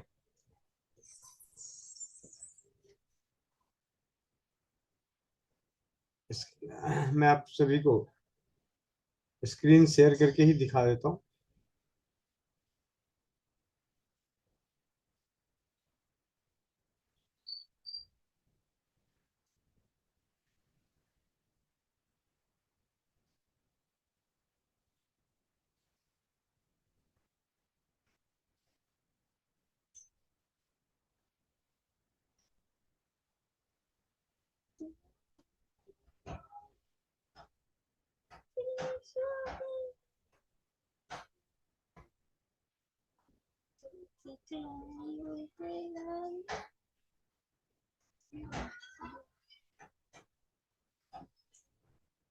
आप देख सकते हैं, संडे को सबसे पहली बार दीदी से बात हुई। गोविंद जी नमस्कार। संडे को जब आई थी तो उन्होंने बातचीत के दौरान केंद्र पर जिस उद्देश्य से, जिस भाव से स्वस्थ समृद्ध परिवार आगे कार्य कर रहा है पिछले विगत वर्षों से और आने वाले भविष्य में भी, उस भाव को देखते हुए दीदी ने अपनी जानकारी दी। उनके मामा जी किसी आश्रम में जाकर छुट्टियों के दौरान सेवा किया करते थे, तो वहां पे जो गुरु जी आश्रम के थे, उन्होंने वो बीपी की दवा देते थे। क्या देते थे नहीं मालूम, लेकिन कई वर्षों तक संतोष दीदी के मामा जी की सेवा के दौरान शरीर त्याग से पूर्व उन्होंने वो दवा की जानकारी उन्हें दी, और उनके मामा जी ने संतोष दीदी को दी। संतोष तंवर दीदी नारायणा के हैं, नारायणा दिल्ली में रहती हैं, पेशे से retired arm force, paramilitary arm force में जॉब करती थी, वहां से रिटायर होकर मामा जी के द्वारा दिए गए उस औषधि का प्रयोग वो अपने जानकारों में, उनके संपर्क में आने वाले परिवारों को वो दवा बनाकर देती हैं।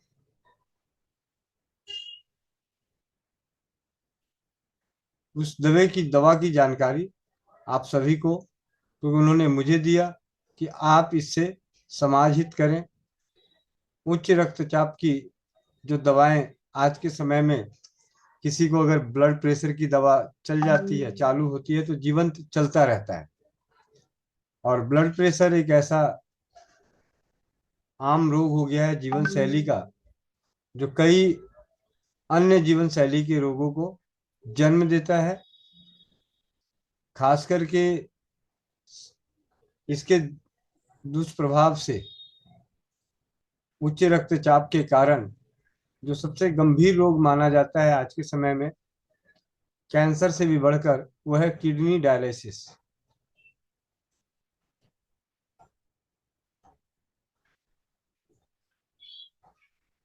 बीपी की दवा क्या है वो अभी दीदी ने उस वक्त याद नहीं था, तो वो मिलके गई और कहती है कि मैं पहुंच के बता दूंगी। और दीदी ने जाते ही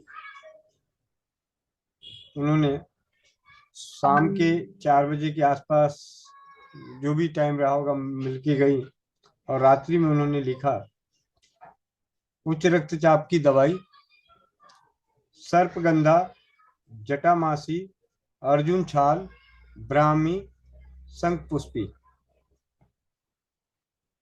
सभी बराबर मात्रा में मिला लें। यदि उच्च रक्तचाप 160 से ऊपर हो तो दवाई की मात्रा बढ़ाई जा सकती है। 160 से ऊपर उच्च रक्तचाप है तो ये मात्रा बढ़ा ले। मात्रा आधा चम्मच केवल रात को बिस्तर पर लेटते समय लेना है। ये दवा जो लेनी है रात को लेटते समय। यदि लेने के बाद नाक में खारिज या सूखापन लगे तो दवाई की मात्रा कम कर दें।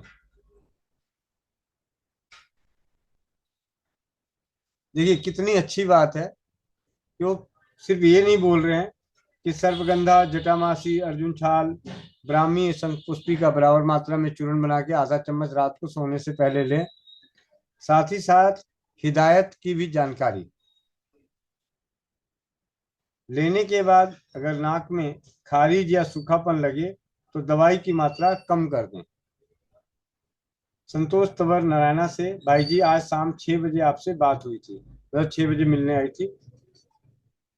प्रभु का अनेक अनेक धन्यवाद जो आपसे मुलाकात हुई और आपका तहे दिल से शुक्रिया समय देने के लिए। जैसे ये जानकारी मिली आप सभी को जानकारी देने के लिए मैं तत्पर हो गया, लेकिन शायद जानकारी आपके पास अधूरी पहुंचती, इसलिए वो जानकारी 11 बजे की स्वास्थ्य रक्षक बने बनाए की कक्षा में नहीं दी गई, कुछ न कुछ अन्य कारण। इसका बोलने के बाद जब ये नहीं बताया तो कम से कम 15 भाई बहनों के मेरे पर्सनल पे व्हाट्सएप आया कि राजीव भाई ऐसे नहीं थे जिन्होंने छुपा लिया, मतलब आपने बोल के बताया नहीं। चलो वो बात की बात है। जिन्होंने भी ये बात लिखी थी तो उन्हें समय होता है। कल इन्होंने लिखा नोट, यदि उच्च रक्तचाप 160 से कम हो तो दवाई केवल 2 ग्राम लें। अगर 160 से ज्यादा है तो मात्रा बढ़ाई जा सकती है और 160 से कम है तो 2 ग्राम लें। उसके बाद विशेष जानकारी में इस दवाई को ज्यादा लंबे समय तक ना लें। जितने दिन बुखार उतने दिन दवाई के सिद्धांत से ही दवाई लें। यदि अंग्रेजी दवाई भी ले रहे हैं तो अंग्रेजी दवाई की मात्रा कम करते रहें और इस दवाई को ले अपनी बीपी की रीडिंग नियमित करें और उसी के अनुसार दवाई लें। धन्यवाद। और साथ ही साथ आप सभी के आशीर्वाद से गोविंद भाई जी ततारपुर धर्मशाला में 1 मार्च को छत्राणी फाउंडेशन होली कार्यक्रम में आपके लिए 2 टेबल और 2 कुर्सियों की व्यवस्था आपके लिए कर दी जाएगी। मेरी तरफ से फाउंडेशन की अध्यक्ष सीमा स्वास्थी जी आपको आमंत्रण भी भेजेंगी। मोबाइल नंबर उनका यह है। अधिक जानकारी के लिए आप सीमा जी से संपर्क कर सकते हैं। कोटि कोटि नमन मेरी ओर से। स्वदेशी चिकित्सा स्वस्थ समृद्ध परिवार की विचारधारा शून्य खर्च चिकित्सा पद्धति के प्रति प्रचार प्रसार उजागर और अनुभवों को एकत्रित करके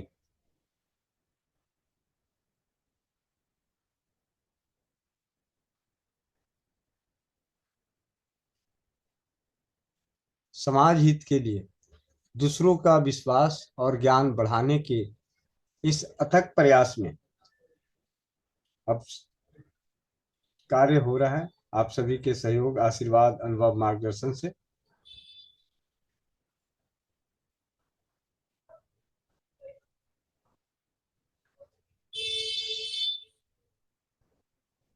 जी, ये थी जानकारी जो मुझे मिली, आप सभी तक पहुंचा दी। अब आप सबकी जिम्मेवारी बनती है कि स्वस्थ समृद्ध परिवार की चौपाल 11 बजे की स्वास्थ्य रक्षक बने बनाए की कक्षा में आप अपने परिजनों को जो उच्च रक्तचाप से पीड़ित हैं, दवाएं उनकी चल रही है, तो इस औषधि को बनाकर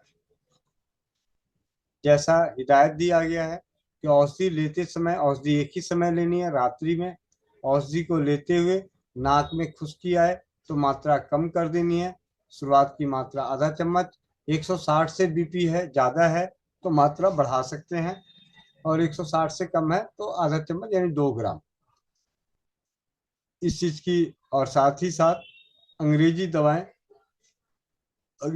जो चल रही है उसकी मात्रा भी कम करते जाएं, और नियमित अपने बीपी की मॉनिटरिंग करते रहें, उस पर रीडिंग लेते रहें। यहाँ पे उपस्थित 132 परिवारों से मुझे उम्मीद है कि इस संत के दिए आश्रम से संत के दिए ज्ञान को हम सभी अपने परिजनों और समाज हित में उपयोग में लाएंगे।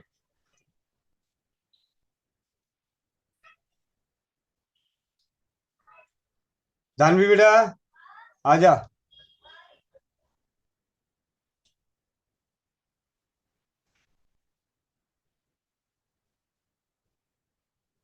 जल्दी आ बेटा, बैठ इधर आजा। हाँ तू तो मेरी रानी बेटी है। भैया दिख नहीं रहे हो। अभी दिख गुड़िया रानी को आने तो दो।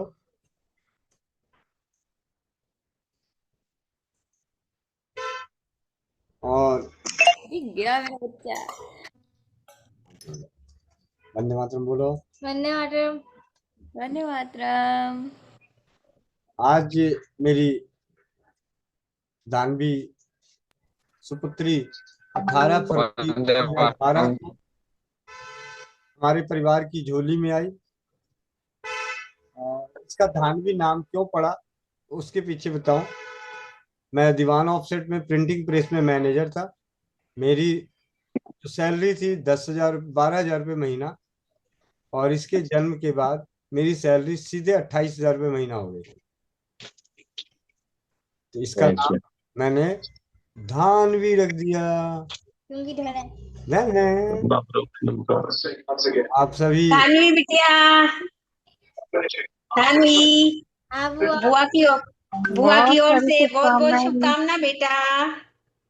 ऐसे ही हंसती रहो हमेशा, स्वस्थ रहो।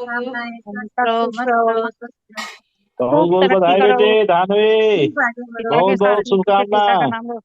जन्मदिन की बहुत मुबारक हो। धानवी का मतलब धन देने वाली। जन्मदिन मुबारक हो बेटी। Happy birthday Dhanvi. खुश रहो, मस्त रहो, आनंदित रहो। पापा के काम को और आगे हैप्पी बर्थडे धानवी को जन्मदिन की बहुत बहुत शुभकामनाएं। हमेशा ऐसे ही मुस्कुराते रहो, सदा खुश रहो। जन्मदिन की बहुत बहुत शुभकामनाएं धानवी बेटा। खुश रहो बेटा। हैप्पी बर्थडे बेटा। बहुत बहुत शुभकामनाएं शुभकामनाएं बेटा। सुखी रहो, स्वस्थ रहो, पापा की बड़ी खुश रहो। शुभकामनाएं। आप सब जन्मदिन होता है बेटा। Happy birthday Dhanvi.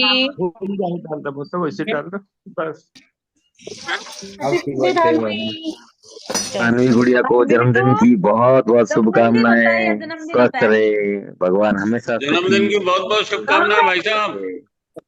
धन्यवाद धन्यवाद। गुड़िया को बहुत बहुत शुभकामनाएं, सदा स्वस्थ रहे और मस्त रहे। गॉड ब्लेस यू बेटा। जन्मदिन की शुभकामनाएं। हैप्पी बर्थडे धानवी बेटा, आप बहुत क्यूट हो, हमेशा ऐसे ही क्यूट रहना। वंदे मातरम भाई जी, जन्मदिन बिटिया की जन्मदिन की बहुत बहुत शुभकामनाएं। धन्यवाद भाई जी। आप दीवान ऑफसेट में ये 4-5 भाई थे, वहाँ काम करते थे? जी दीदी। वो दीवान मतलब सतपाल, ओम प्रकाश। हाँ जी, ओपी दीवान जी के यहाँ सतपाल के बड़े भाई थे। हाँ जी। हाँ बड़े भाई ओपी सत्यपाल दीवान जी के बड़े भाई ओपी दीवान के यहाँ दीवान ऑफसेट कीर्तिनगर से बवाना, बवाना चले गए थे सब सारे जी के जी सारे। जी दीदी। मैं वहाँ पे 2008 से लेके 2022 तक 14 साल एज ए मैनेजर जॉब करी है। उनके दो या तीन छोटे भाई भी थे और जी जी। और भी छोटे भाई थे जिनकी किसी को देनी थी हाँ जी पूरे हाँ जी दिल्ली के, दिल्ली नहीं, भारत के वो प्रिंटिंग छोटी एसोसिएशन के छोटी प्रेसिडेंट भी तुम्हारे रह से चुके हैं। निकाली हाँ जी हाँ चाहिए। जी हाँ जी।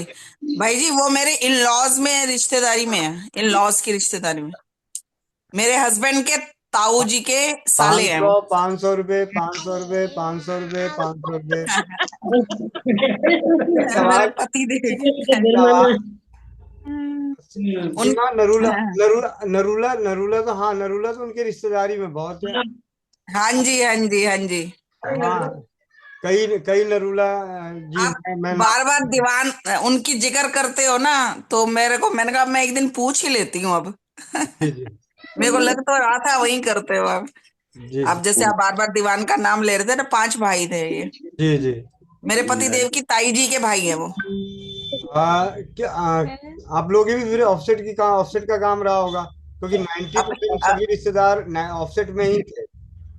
हाँ, वो तो अब पैकेजिंग में आ गए ना उनके हाँ रिश्तेदार बाकी सारे। हाँ हाँ, हमारा भी मेरा भाई जी मेरा अभी भी उसमें पब्लिकेशन में है अभी। किस मैं नाम से, जाती किस नाम से है?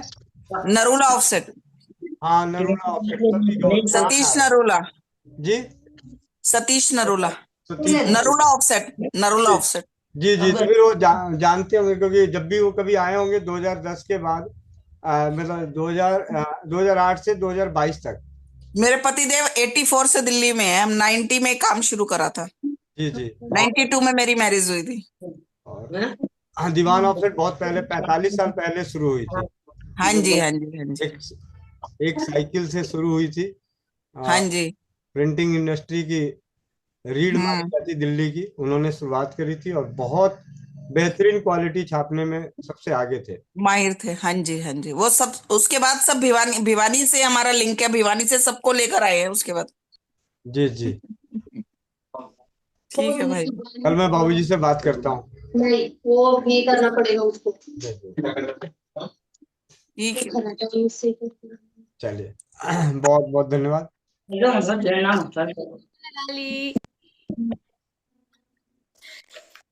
दानवी तो माइक बंद हो गया और अब चलते हैं चौपाल की ओर। कर लो, कोई बात नहीं, करते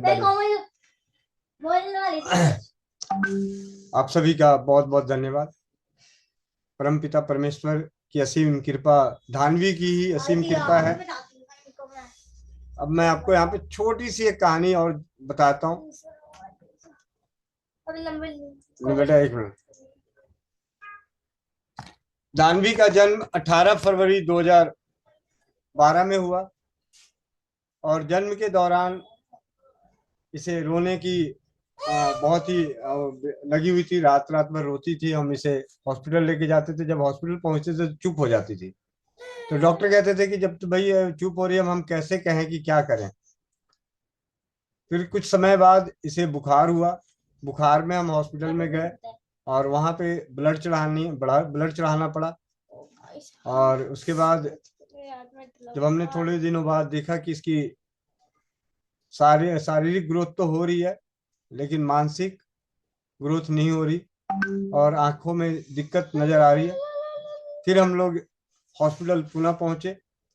वहां पे ईएसआई हॉस्पिटल की पूरी टीम बैठकर इसकी निगरानी में सारी चीजें हुआ और रहा नहीं गया। 2014 तक पहुंच गए। 2014 के 13 फरवरी में 13 जुलाई अपनी शादी की विवाह समारोह पे क्या बोलते हैं, वर्षगांठ पे पैसिफिक मॉल सुभाष नगर बच्चों को घुमाने लेके गया। वहां पे किसी भाई ने इसे देखकर बोला कि इसकी आंखों में कोई प्रॉब्लम है। मैंने कहा हाँ जी। भैया उन्होंने कहा कि इसे सुबह की बासी लार इसकी आंखों में लगाएं। और शायद वक्त सही नहीं था अपना और मैंने उस चीज को इग्नोर कर दिया, जबकि वो शख्स रोक के मुझे ये बात बोले थे, क्योंकि उस वक्त भी शायद डॉक्टरों का ये सारी चीजें विज्ञान का था, जैसा भी है एक्सपाइजेड। फिर 2016 में भाई राजीव दीक्षित जी को सुनने का सौभाग्य प्राप्त हुआ और उनसे लार के महत्व की जानकारी मिली। सुबह की बासी लार लगाना चाहिए आंखों की हर समस्या के लिए। तो मुझे वो बात क्लिक कर गई कि इसकी आंख को देखकर एक शख्स मुझे पैसिफिक मॉल में रोक के बोले थे और मैं उस वक्त इग्नोर कर दिया, और आज राजीव भाई इस बात को बोल रहे हैं। और हमने इसे इस बीच में इलाज के दौरान एम्स में गए, वहां पे डॉक्टर ने बोला कि अभी बच्ची छोटी है, कुछ दिन बाद इसका देखेंगे, जैसे बड़ा होगा तो फिर ऑपरेशन करेंगे आंखों का। और 2016 में जब तक राजीव भाई को सुने और नियमित रूप से इसकी सुबह की बासी लार उठते इसकी लार निकाल के इसे आंखों में लगाना। कुछ ही महीने गुजरे थे, मतलब 7-8 महीने बाद इसकी एक MRI होनी थी। MRI के लिए पहुंचे, नहीं MRI तो पहले हुई थी 2014 में ही, उसी 13-14 में ही। तो वहां पे सब सारी चीजें जांच करने के बाद पता चला था कि कोई ब्रेन की ऐसी नस है जो डेवलप नहीं हुई है, जिसकी वजह से मानसिक और शारीरिक रूप से इसकी ग्रोथ नहीं हो पाएगी। क्या गंगाराम, क्या दिल्ली के कौन से हॉस्पिटल, जहां जहां हर जगह अपने उसमें। अब मेरी धर्मपत्नी का बहुत ही ज्यादा रोल है इसे, चाहे वो गर्मी हो, बरसात हो, ठंड हो, पैदल जाकर गुरुद्वारों में, क्योंकि हमारे पास उतनी सामर्थ्यता नहीं थी कि इसके फिजियोथेरेपी कराएं या कुछ भी कराएं। एक थेरेपी के लिए हमें साउथ दिल्ली जाना होता था, जिसका जाने का किराया ऑटो से 400 रुपये और आने का 400 रुपये, और वहां पे निःशुल्क था। सिर्फ हम 3 दिन जा पाए और उसके बाद जाके हमने बोला कि हमें सिखा दीजिए, क्योंकि हम रोज अफोर्ड नहीं कर सकते आने का। बहुत अच्छे थे, उन्होंने सिखा दिया कि किस तरीके से उसको थेरेपी करनी है सारा, और हम घर में करते रहे। धर्मपत्नी ने इस पे बहुत मेहनत की, इतनी मेहनत करी, और राजीव भाई की असीम कृपा से 2016 में जानकारी मिली, लार लगाना शुरू किया तो सबसे पहले आंखों में फर्क आ गया। जहां 99% था वहां अब 15 से 20% है। इसके साथ ही होम्योपैथी, आयुर्वेद, राजीव भाई की जानकारी से होम्योपैथी के प्रति प्रेरणा बढ़ी, होम्योपैथी पढ़ना शुरू किया। डॉक्टर वेद प्रकाश जी मिले, उन्होंने होम्योपैथी की दवा, एक दिन बातचीत के दौरान जिक्र हुआ तो उन्होंने कहा कि मैं आप अपना एड्रेस भेजें, मैं आपको होम्योपैथी की दवा भेजता हूँ। और उन्होंने दवा भेजी। उसके बाद मैं शर्म के मारे, उन्होंने पैसे नहीं लिए तो मैं शर्म के मारे आगे दवा के लिए बोला नहीं। मैंने उनसे बोला कि आप दवा का नाम बता दें। जब तक मैं भी डॉक्टर वेद प्रकाश जी के सानिध्य में और अपनी से स्वाध्याय से होम्योपैथी के प्रति विशेष रुचि लेने लगा, और दोनों भाइयों ने मिलकर 1 साल तक, कोई 1 दिन कहता है, 2 दिन कहता है, 1 साल तक ब्राइटा कार्ब 1 नेम डेली, प्रतिदिन। उसका नतीजा है कि आज धानवी बोलती भी है, चलती भी है, और हम सभी से ज्यादा समझ रखती है। जबकि इसके स्कूल में जहाँ भी जाते थे वो कहते थे कि इसे आप दूसरे बच्चों वाले में डालो, हमारे यहाँ नहीं लेंगे, नहीं रखेंगे। मतलब बहुत सारी दिक्कतें। उन सभी होम्योपैथी की दवा ने इसके जीवन को बदला। राजीव भाई के व्याख्यान ने मेरे जीवन को बदला। हर पल एक ही चीज होता था। मेरे पिताजी एक बात, बड़ी अच्छी बात बोले कि बेटा और भी बच्चे हैं तो सारा दिन इसी को लेके अगर इधर से उधर जाता रहेगा और सारा खर्च करता रहे डॉक्टर को ही, क्योंकि डॉक्टर, ये एक बात बहुत अच्छी हुई कि जिस भी डॉक्टर के पास जाते थे सिर्फ हमें उनकी ओपीडी की फीस देनी होती थी, दवा कोई नहीं लिखता था, सब हाथ खड़े कर देते थे कि कुछ नहीं हो सकता, दवा इसकी दवा है ही नहीं। जो ब्रेन में रिपोर्ट देखा, ब्रेन में नस नहीं है तो इसकी दवा नहीं है। चाहे वो गंगाराम हो, अपोलो हो या एम्स हो, हर जगह से पिताजी ने कहा कि परमात्मा पे छोड़ दो और अपना कर्म करते रहो। परमात्मा पे छोड़कर अपने कर्म करने लगे तो 2016 में राजीव भाई मिले। राजीव भाई के बाद जीवन बदलता गया और आज भी मैं अपनी बेटी के लिए कम, दूसरों के लिए ज्यादा सोचता हूँ कि दुआओं में बहुत ताकत होती है, दवा से नहीं, ये दुआ से भी ठीक हुई है।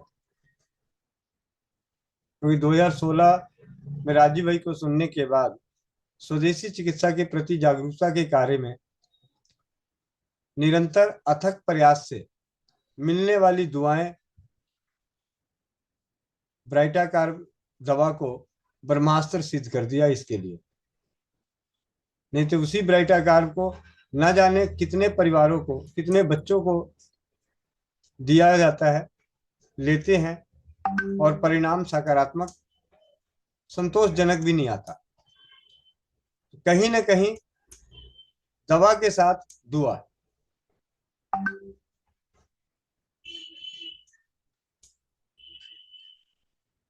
तो आज इसके जन्मदिन पे आप सभी के लिए जो ज्ञान स्वस्थ समृद्ध परिवार की झोली में आया, संतोष दीदी के माध्यम से, सिर्फ इनके इसके जन्मदिन पे नहीं, जब भी कभी मिलेगा, कोई भी ज्ञान, कोई भी खोज, कुछ भी, कोई भी जीत हासिल होती है। अभी मेरे को 1 दिन, 2 दिन, 3 दिन लगेंगे लगातार। पिछले 2-2.5 महीनों से, लगभग 1-1.5 महीने से मैं आप सभी को अनुभवों से वंचित रख रहा हूँ। सरल सरल घरेलू उपचारों से अनोखी अनोखी जीत, जिसके स्क्रीनशॉट्स और वीडियो क्लिप्स, ऑडियो क्लिप्स वगैरह उपलब्ध हैं। बीच में 1 दिन चलाया भी था। ऐसे अनेकों हैं। समय का अभाव होता है, प्रयास रहता है कि प्रतिदिन कुछ ना कुछ आप सभी के साथ, क्योंकि आप, जब मेरा विश्वास बढ़ा तो आप सभी का भी विश्वास बढ़े और इस विश्वास के साथ ज्ञान भी बढ़े। तो इन्हीं शब्दों के साथ विराम देता हूँ। आगे चौपाल को चलाते हैं। चौपाल और आज मेरी धान भी, हाँ जी बेटा, वो वीडियो गेम है तो पूरा कहाँ? वो नहीं रहने दो बेटा। मैं भरना स्टार्ट कर दिया था। भरना स्टार्ट कर दिया? नहीं, चिंता ना, मैं भरूंगा। ठीक। तो आप सभी को स्वस्थ समृद्ध परिवार की चौपाल में आप तहे दिल से कोटि कोटि नमन। तो आप लोगों की दुआएं, आशीर्वाद, और मैं हमेशा कई बार बोल चुका हूं, अगर आप सभी को कुछ मांगना ही है ना मेरे लिए, तो एक ही चीज मांगिए कि इस शख्स की सद्बुद्धि बनाए रखे। मैं एक भाई के रूप में रहना चाहता हूं और एक भाई जिस प्रकार अपने भाई बहनों का ध्यान रखता है, उस तरीके का बनना चाहता हूं। मतलब मेरी चाहत धन दौलत की नहीं, पूरे ब्रह्मांड के भाई बनने की है।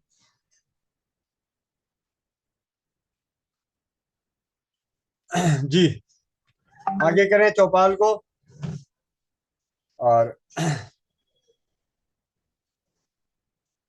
किन्हीं का सवाल? ये रेणु दीदी हैं, माइक अनम्यूट कीजिए।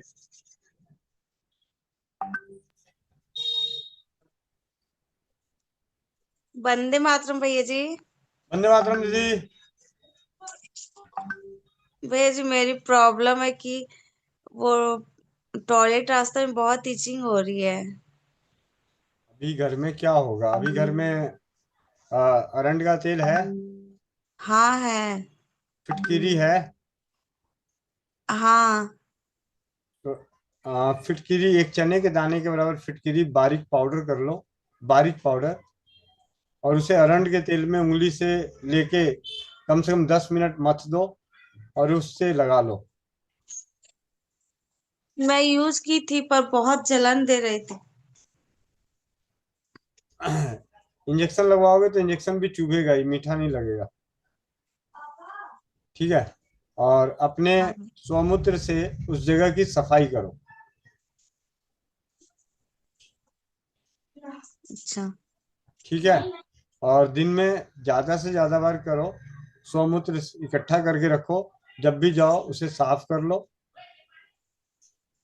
और उसके बाद वो जो तेल मल्हम जैसे तेल एक चने के दाने के बराबर फिटकरी बारीक पीस के अरंड के तेल में मथ के रख लो और उससे लगाओ वहां पर।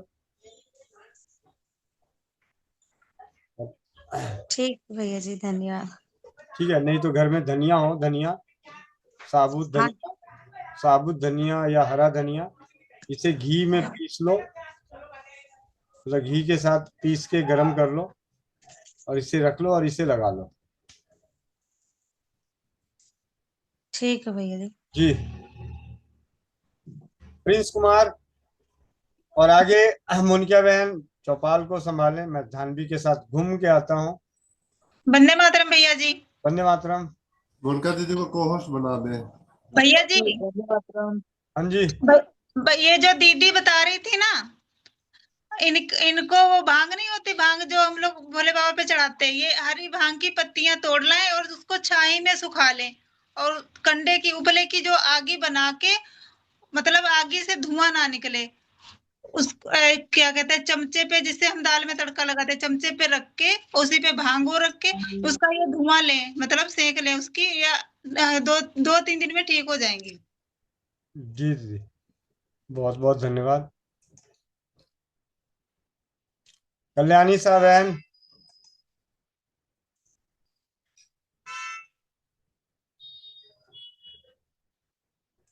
कल्याणी साहब बहन।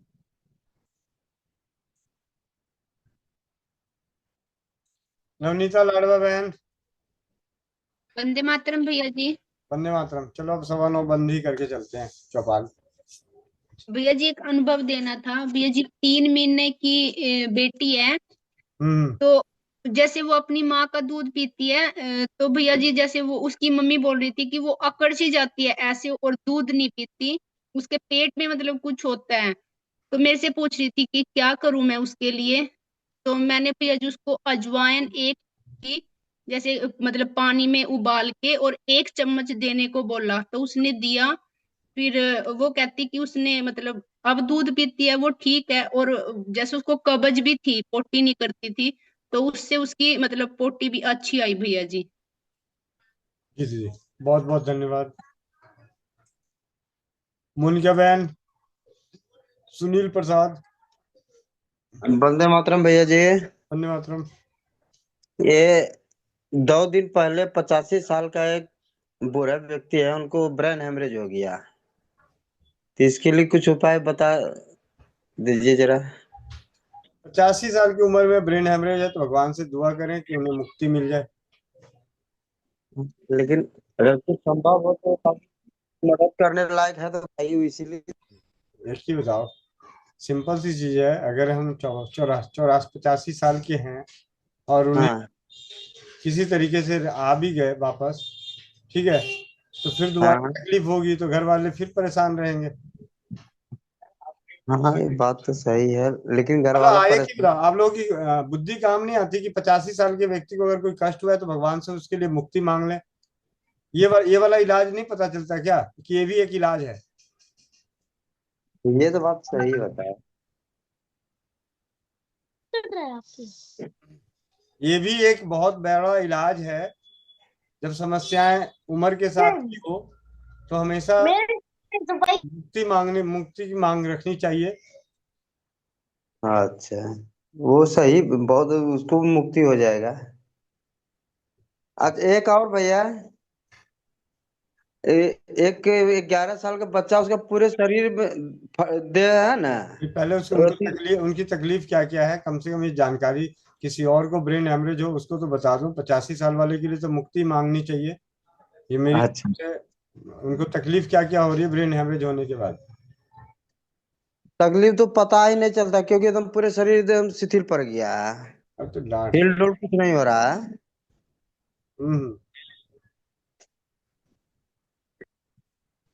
डॉक्टर क्या कह रहे हैं? डॉक्टर को जवाब दे दिया, और उसके आंख से सिर्फ आंसू आता है। कभी लगता है कुछ सोचता है ना, तो आंख से आंसू आ जाता है। चलिए आपको एक दो उपचार बताता हूँ। सिर्फ इसलिए कि उनके ऊपर जब हम इसे प्रयोग करेंगे तो जो भी उनको लाभ होगा, बाकी बच्चों के लिए जो कम उम्र में होंगे या पहले कभी ऐसी दिक्कत आए तो उन्हें कम से कम इन सब चीज़ों पे थोड़ा भरोसा हो जाएगा कि हाँ ये चीज़ें भी काम करती है। समय से पहले अगर इस सब चीज़ों को कर लें, उनकी तो उम्र है, जाने का बहाना लगना होगा, जितनी सेवा करानी होगी उतनी सेवा कराएंगे। ठीक है। जी भैया जी। घरेलू में अगर इस तरीके की दिक्कत आती है तो सबसे पहले तुलसी को नहीं भूलना है। तुलसी के पत्तों का रस नाक में 2-2 बूंद दिन में 3-4 बार डालें, और देसी गाय का घी, पुराना देसी गाय का घी मिले तो हल्का गुनगुना करके उसकी भी 5-5 बूंद 2-2 बूंद ज्यादा से ज्यादा बार डालें। और जैसा कि धातु स्रावित जल से जो प्रभाव मिले ब्रेन स्ट्रोक के बाद नीता भंडारी दीदी के माध्यम से, उन्हें धातु स्रावित जल बनाएं, बहुत ही कड़क, बहुत ही कड़क, सोना, चांदी, तांबा, लोहा और तुलसी के कम से कम तो 60 से 70 पत्ते, 60 से 70 पत्ते तुलसी के, 10 ग्राम सोना, 50 ग्राम चांदी, 50 ग्राम लोहा, 50 ग्राम तांबा, इन्हें 1 लीटर पानी में धीमी आंच पे, मिट्टी के बर्तन हो तो बहुत अच्छा, नहीं तो लोहे की कढ़ाई में ही डाल के धीमी आंच पे गरम करते करते करते करते सिर्फ 50 ml बचे। फिर इसकी ड्रॉपर के माध्यम से उनके जीभ पे 5-5, 10-10 बूंद करके देते रहें। अगर आप इन्हें कराएंगे तो आपको जो भी उनके शरीर में बदलाव, जो भी उनके हरकतों में बदलाव आए, उन बदलावों को अच्छे संकेत मान के किसी और के लिए कि ऐसी परिस्थिति आए तो इस तरह से औषधि बनाकर हम किसी और को दे सकते हैं। घरेलू में जब डॉक्टर हाथ खड़ा कर दे तो भगवान ही होता है, तो भगवान का नाम लेके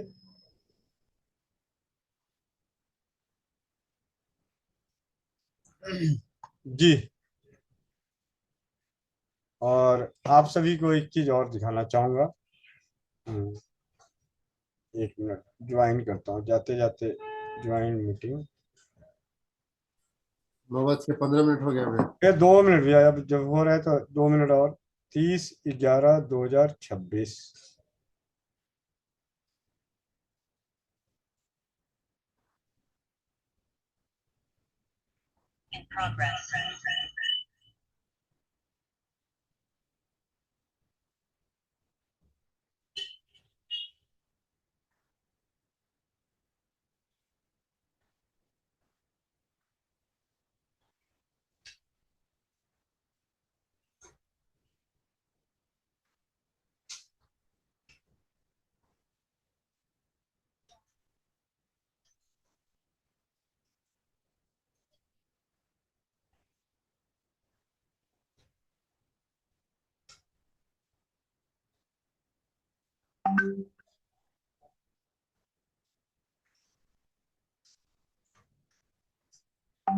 धातु स्रावित जल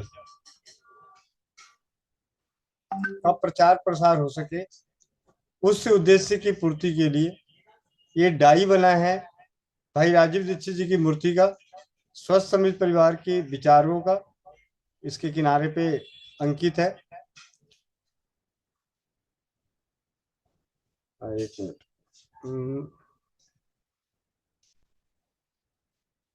दूसरा, नारी सुरक्षा, स्वस्थ नारी समृद्ध सुखी परिवार। इस डाई से तैयार होगा 50 ग्राम कॉपर और 50 ग्राम लोहे के सिक्के प्रिंटेड।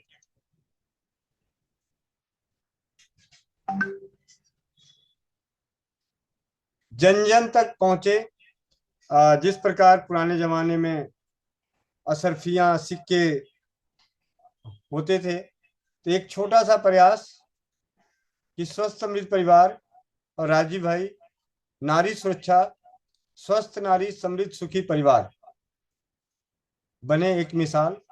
तो धातु स्रावित जल का प्रचार प्रसार उजागर जो हम सभी कर रहे हैं, तो इसमें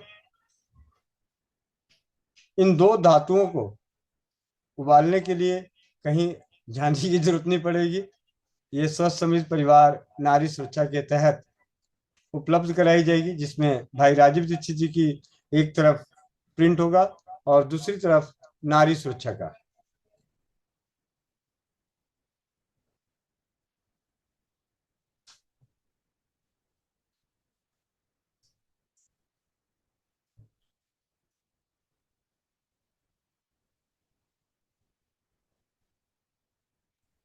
ये तो लगता है बहुत जल्द ही अवेलेबल हो जाएगा हम लोगों के पास। ये अब कहाँ अवेलेबल होगा उसकी भी खुशखबरी बता देता हूँ। कहाँ गए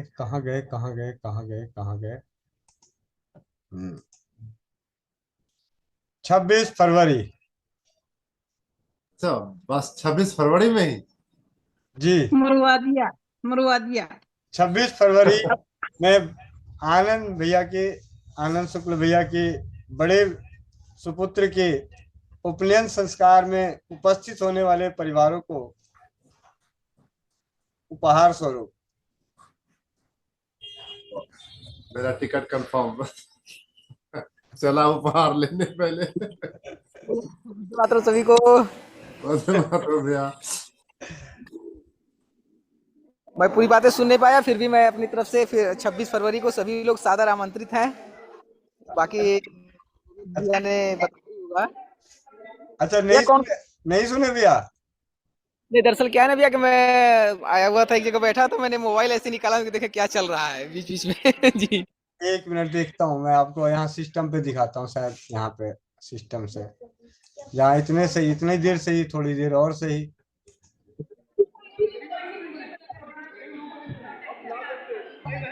चल रहा है बेटा, 2 मिनट रुक जाना, एंटायर स्क्रीन ही कर लो ना।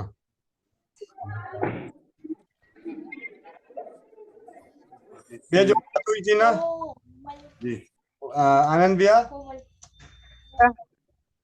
हाँ, जो बात हुई थी अपनी उसके लिए, वो उसका डाई तैयार हो गया। अच्छा, हाँ,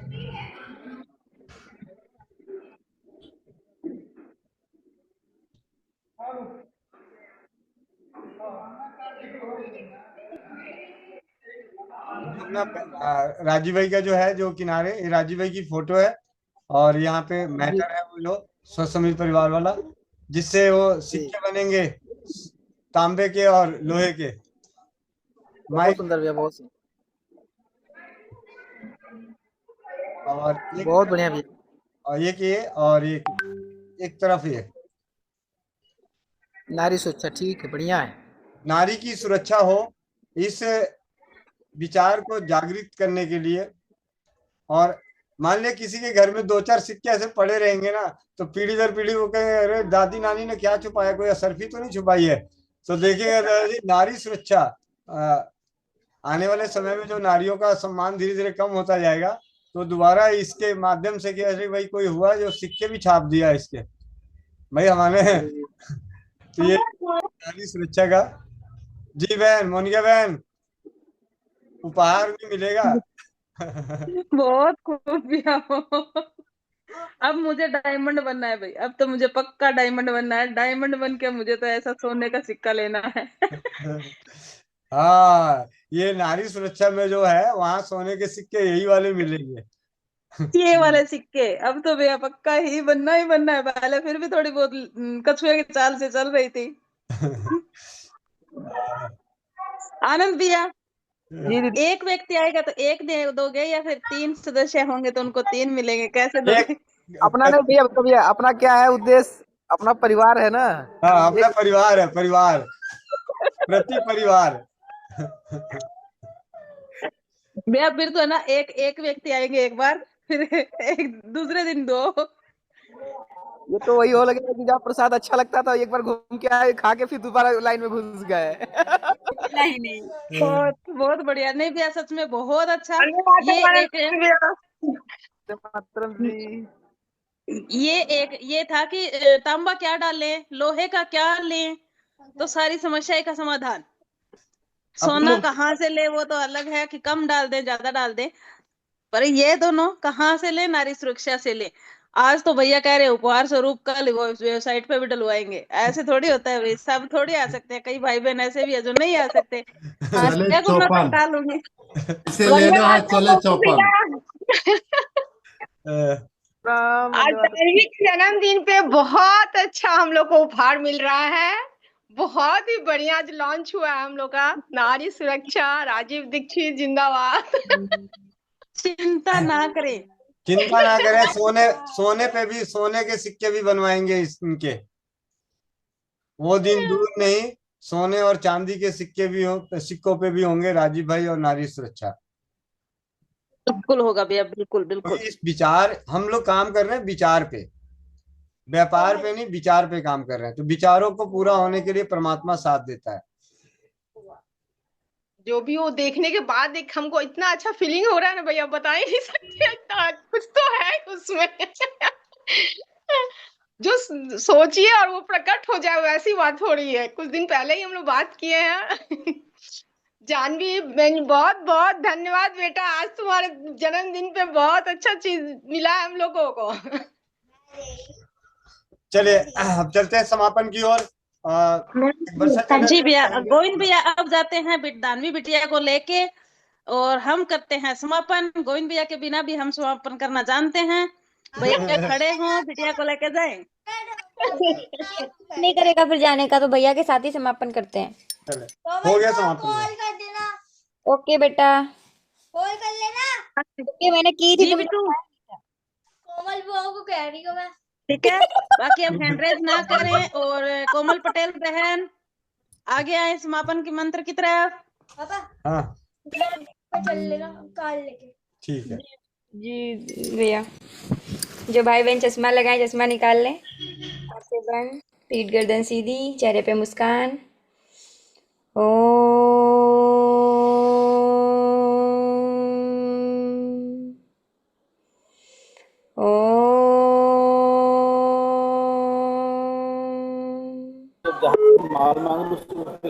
पूर्णमदः पूर्णमिदं पूर्णात् पूर्णमुदच्यते पूर्णस्य पूर्णमादाय पूर्णमेवावशिष्यते। ओम धियो शांति, अंतरिक्ष शांति, पृथ्वी शांति, रापः शांति, औषधयः शांति, वनस्पतयः शांति, विश्वदेवः शांति, ब्रह्म शांति, सर्वं शांति, शांतिरेव शांति, श्यामा शांतिरेधि। ओम शांति शांति शांति। ओम। सभी लोग अपने अपने हाथों को रब करेंगे, आंखों पे रखेंगे और एक प्यारी सी मुस्कुराहट के साथ अपनी आंखें खोलेंगे। जय श्री राम, राधे राधे, वंदे मातरम। सभी को आनंद भैया जयकारा लगाएं।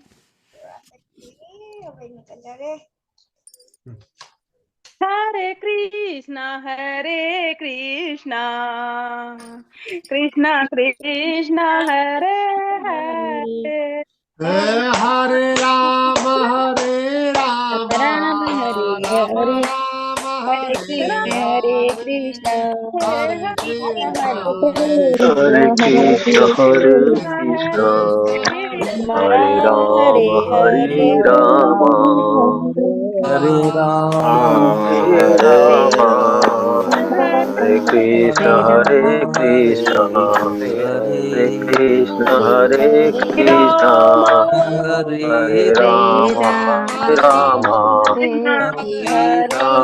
हरे राम कृष्ण हरे कृष्ण हरे कृष्ण हरे कृष्ण हरे राम हरे कृष्ण हरे राम हरे राम हरे कृष्ण कृष्ण हरे राम हरे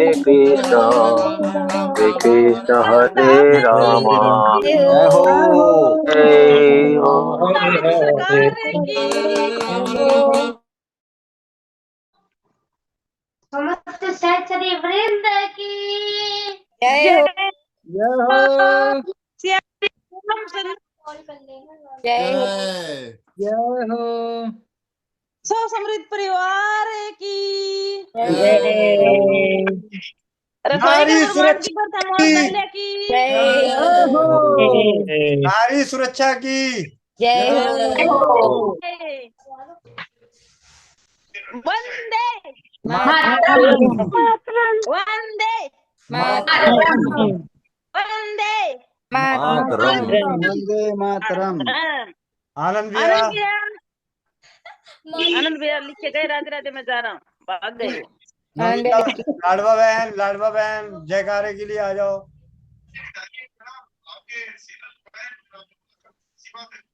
ओम नमः पार्वती पते हर हर हर महादेव मिलते हैं इसी लिंक से सुबह 5 बजे योगाभ्यास, 11 बजे स्वास्थ्य रक्षक बने बनाए तो अच्छा है, शाम 4 बजे भी है ना। क्या हुआ?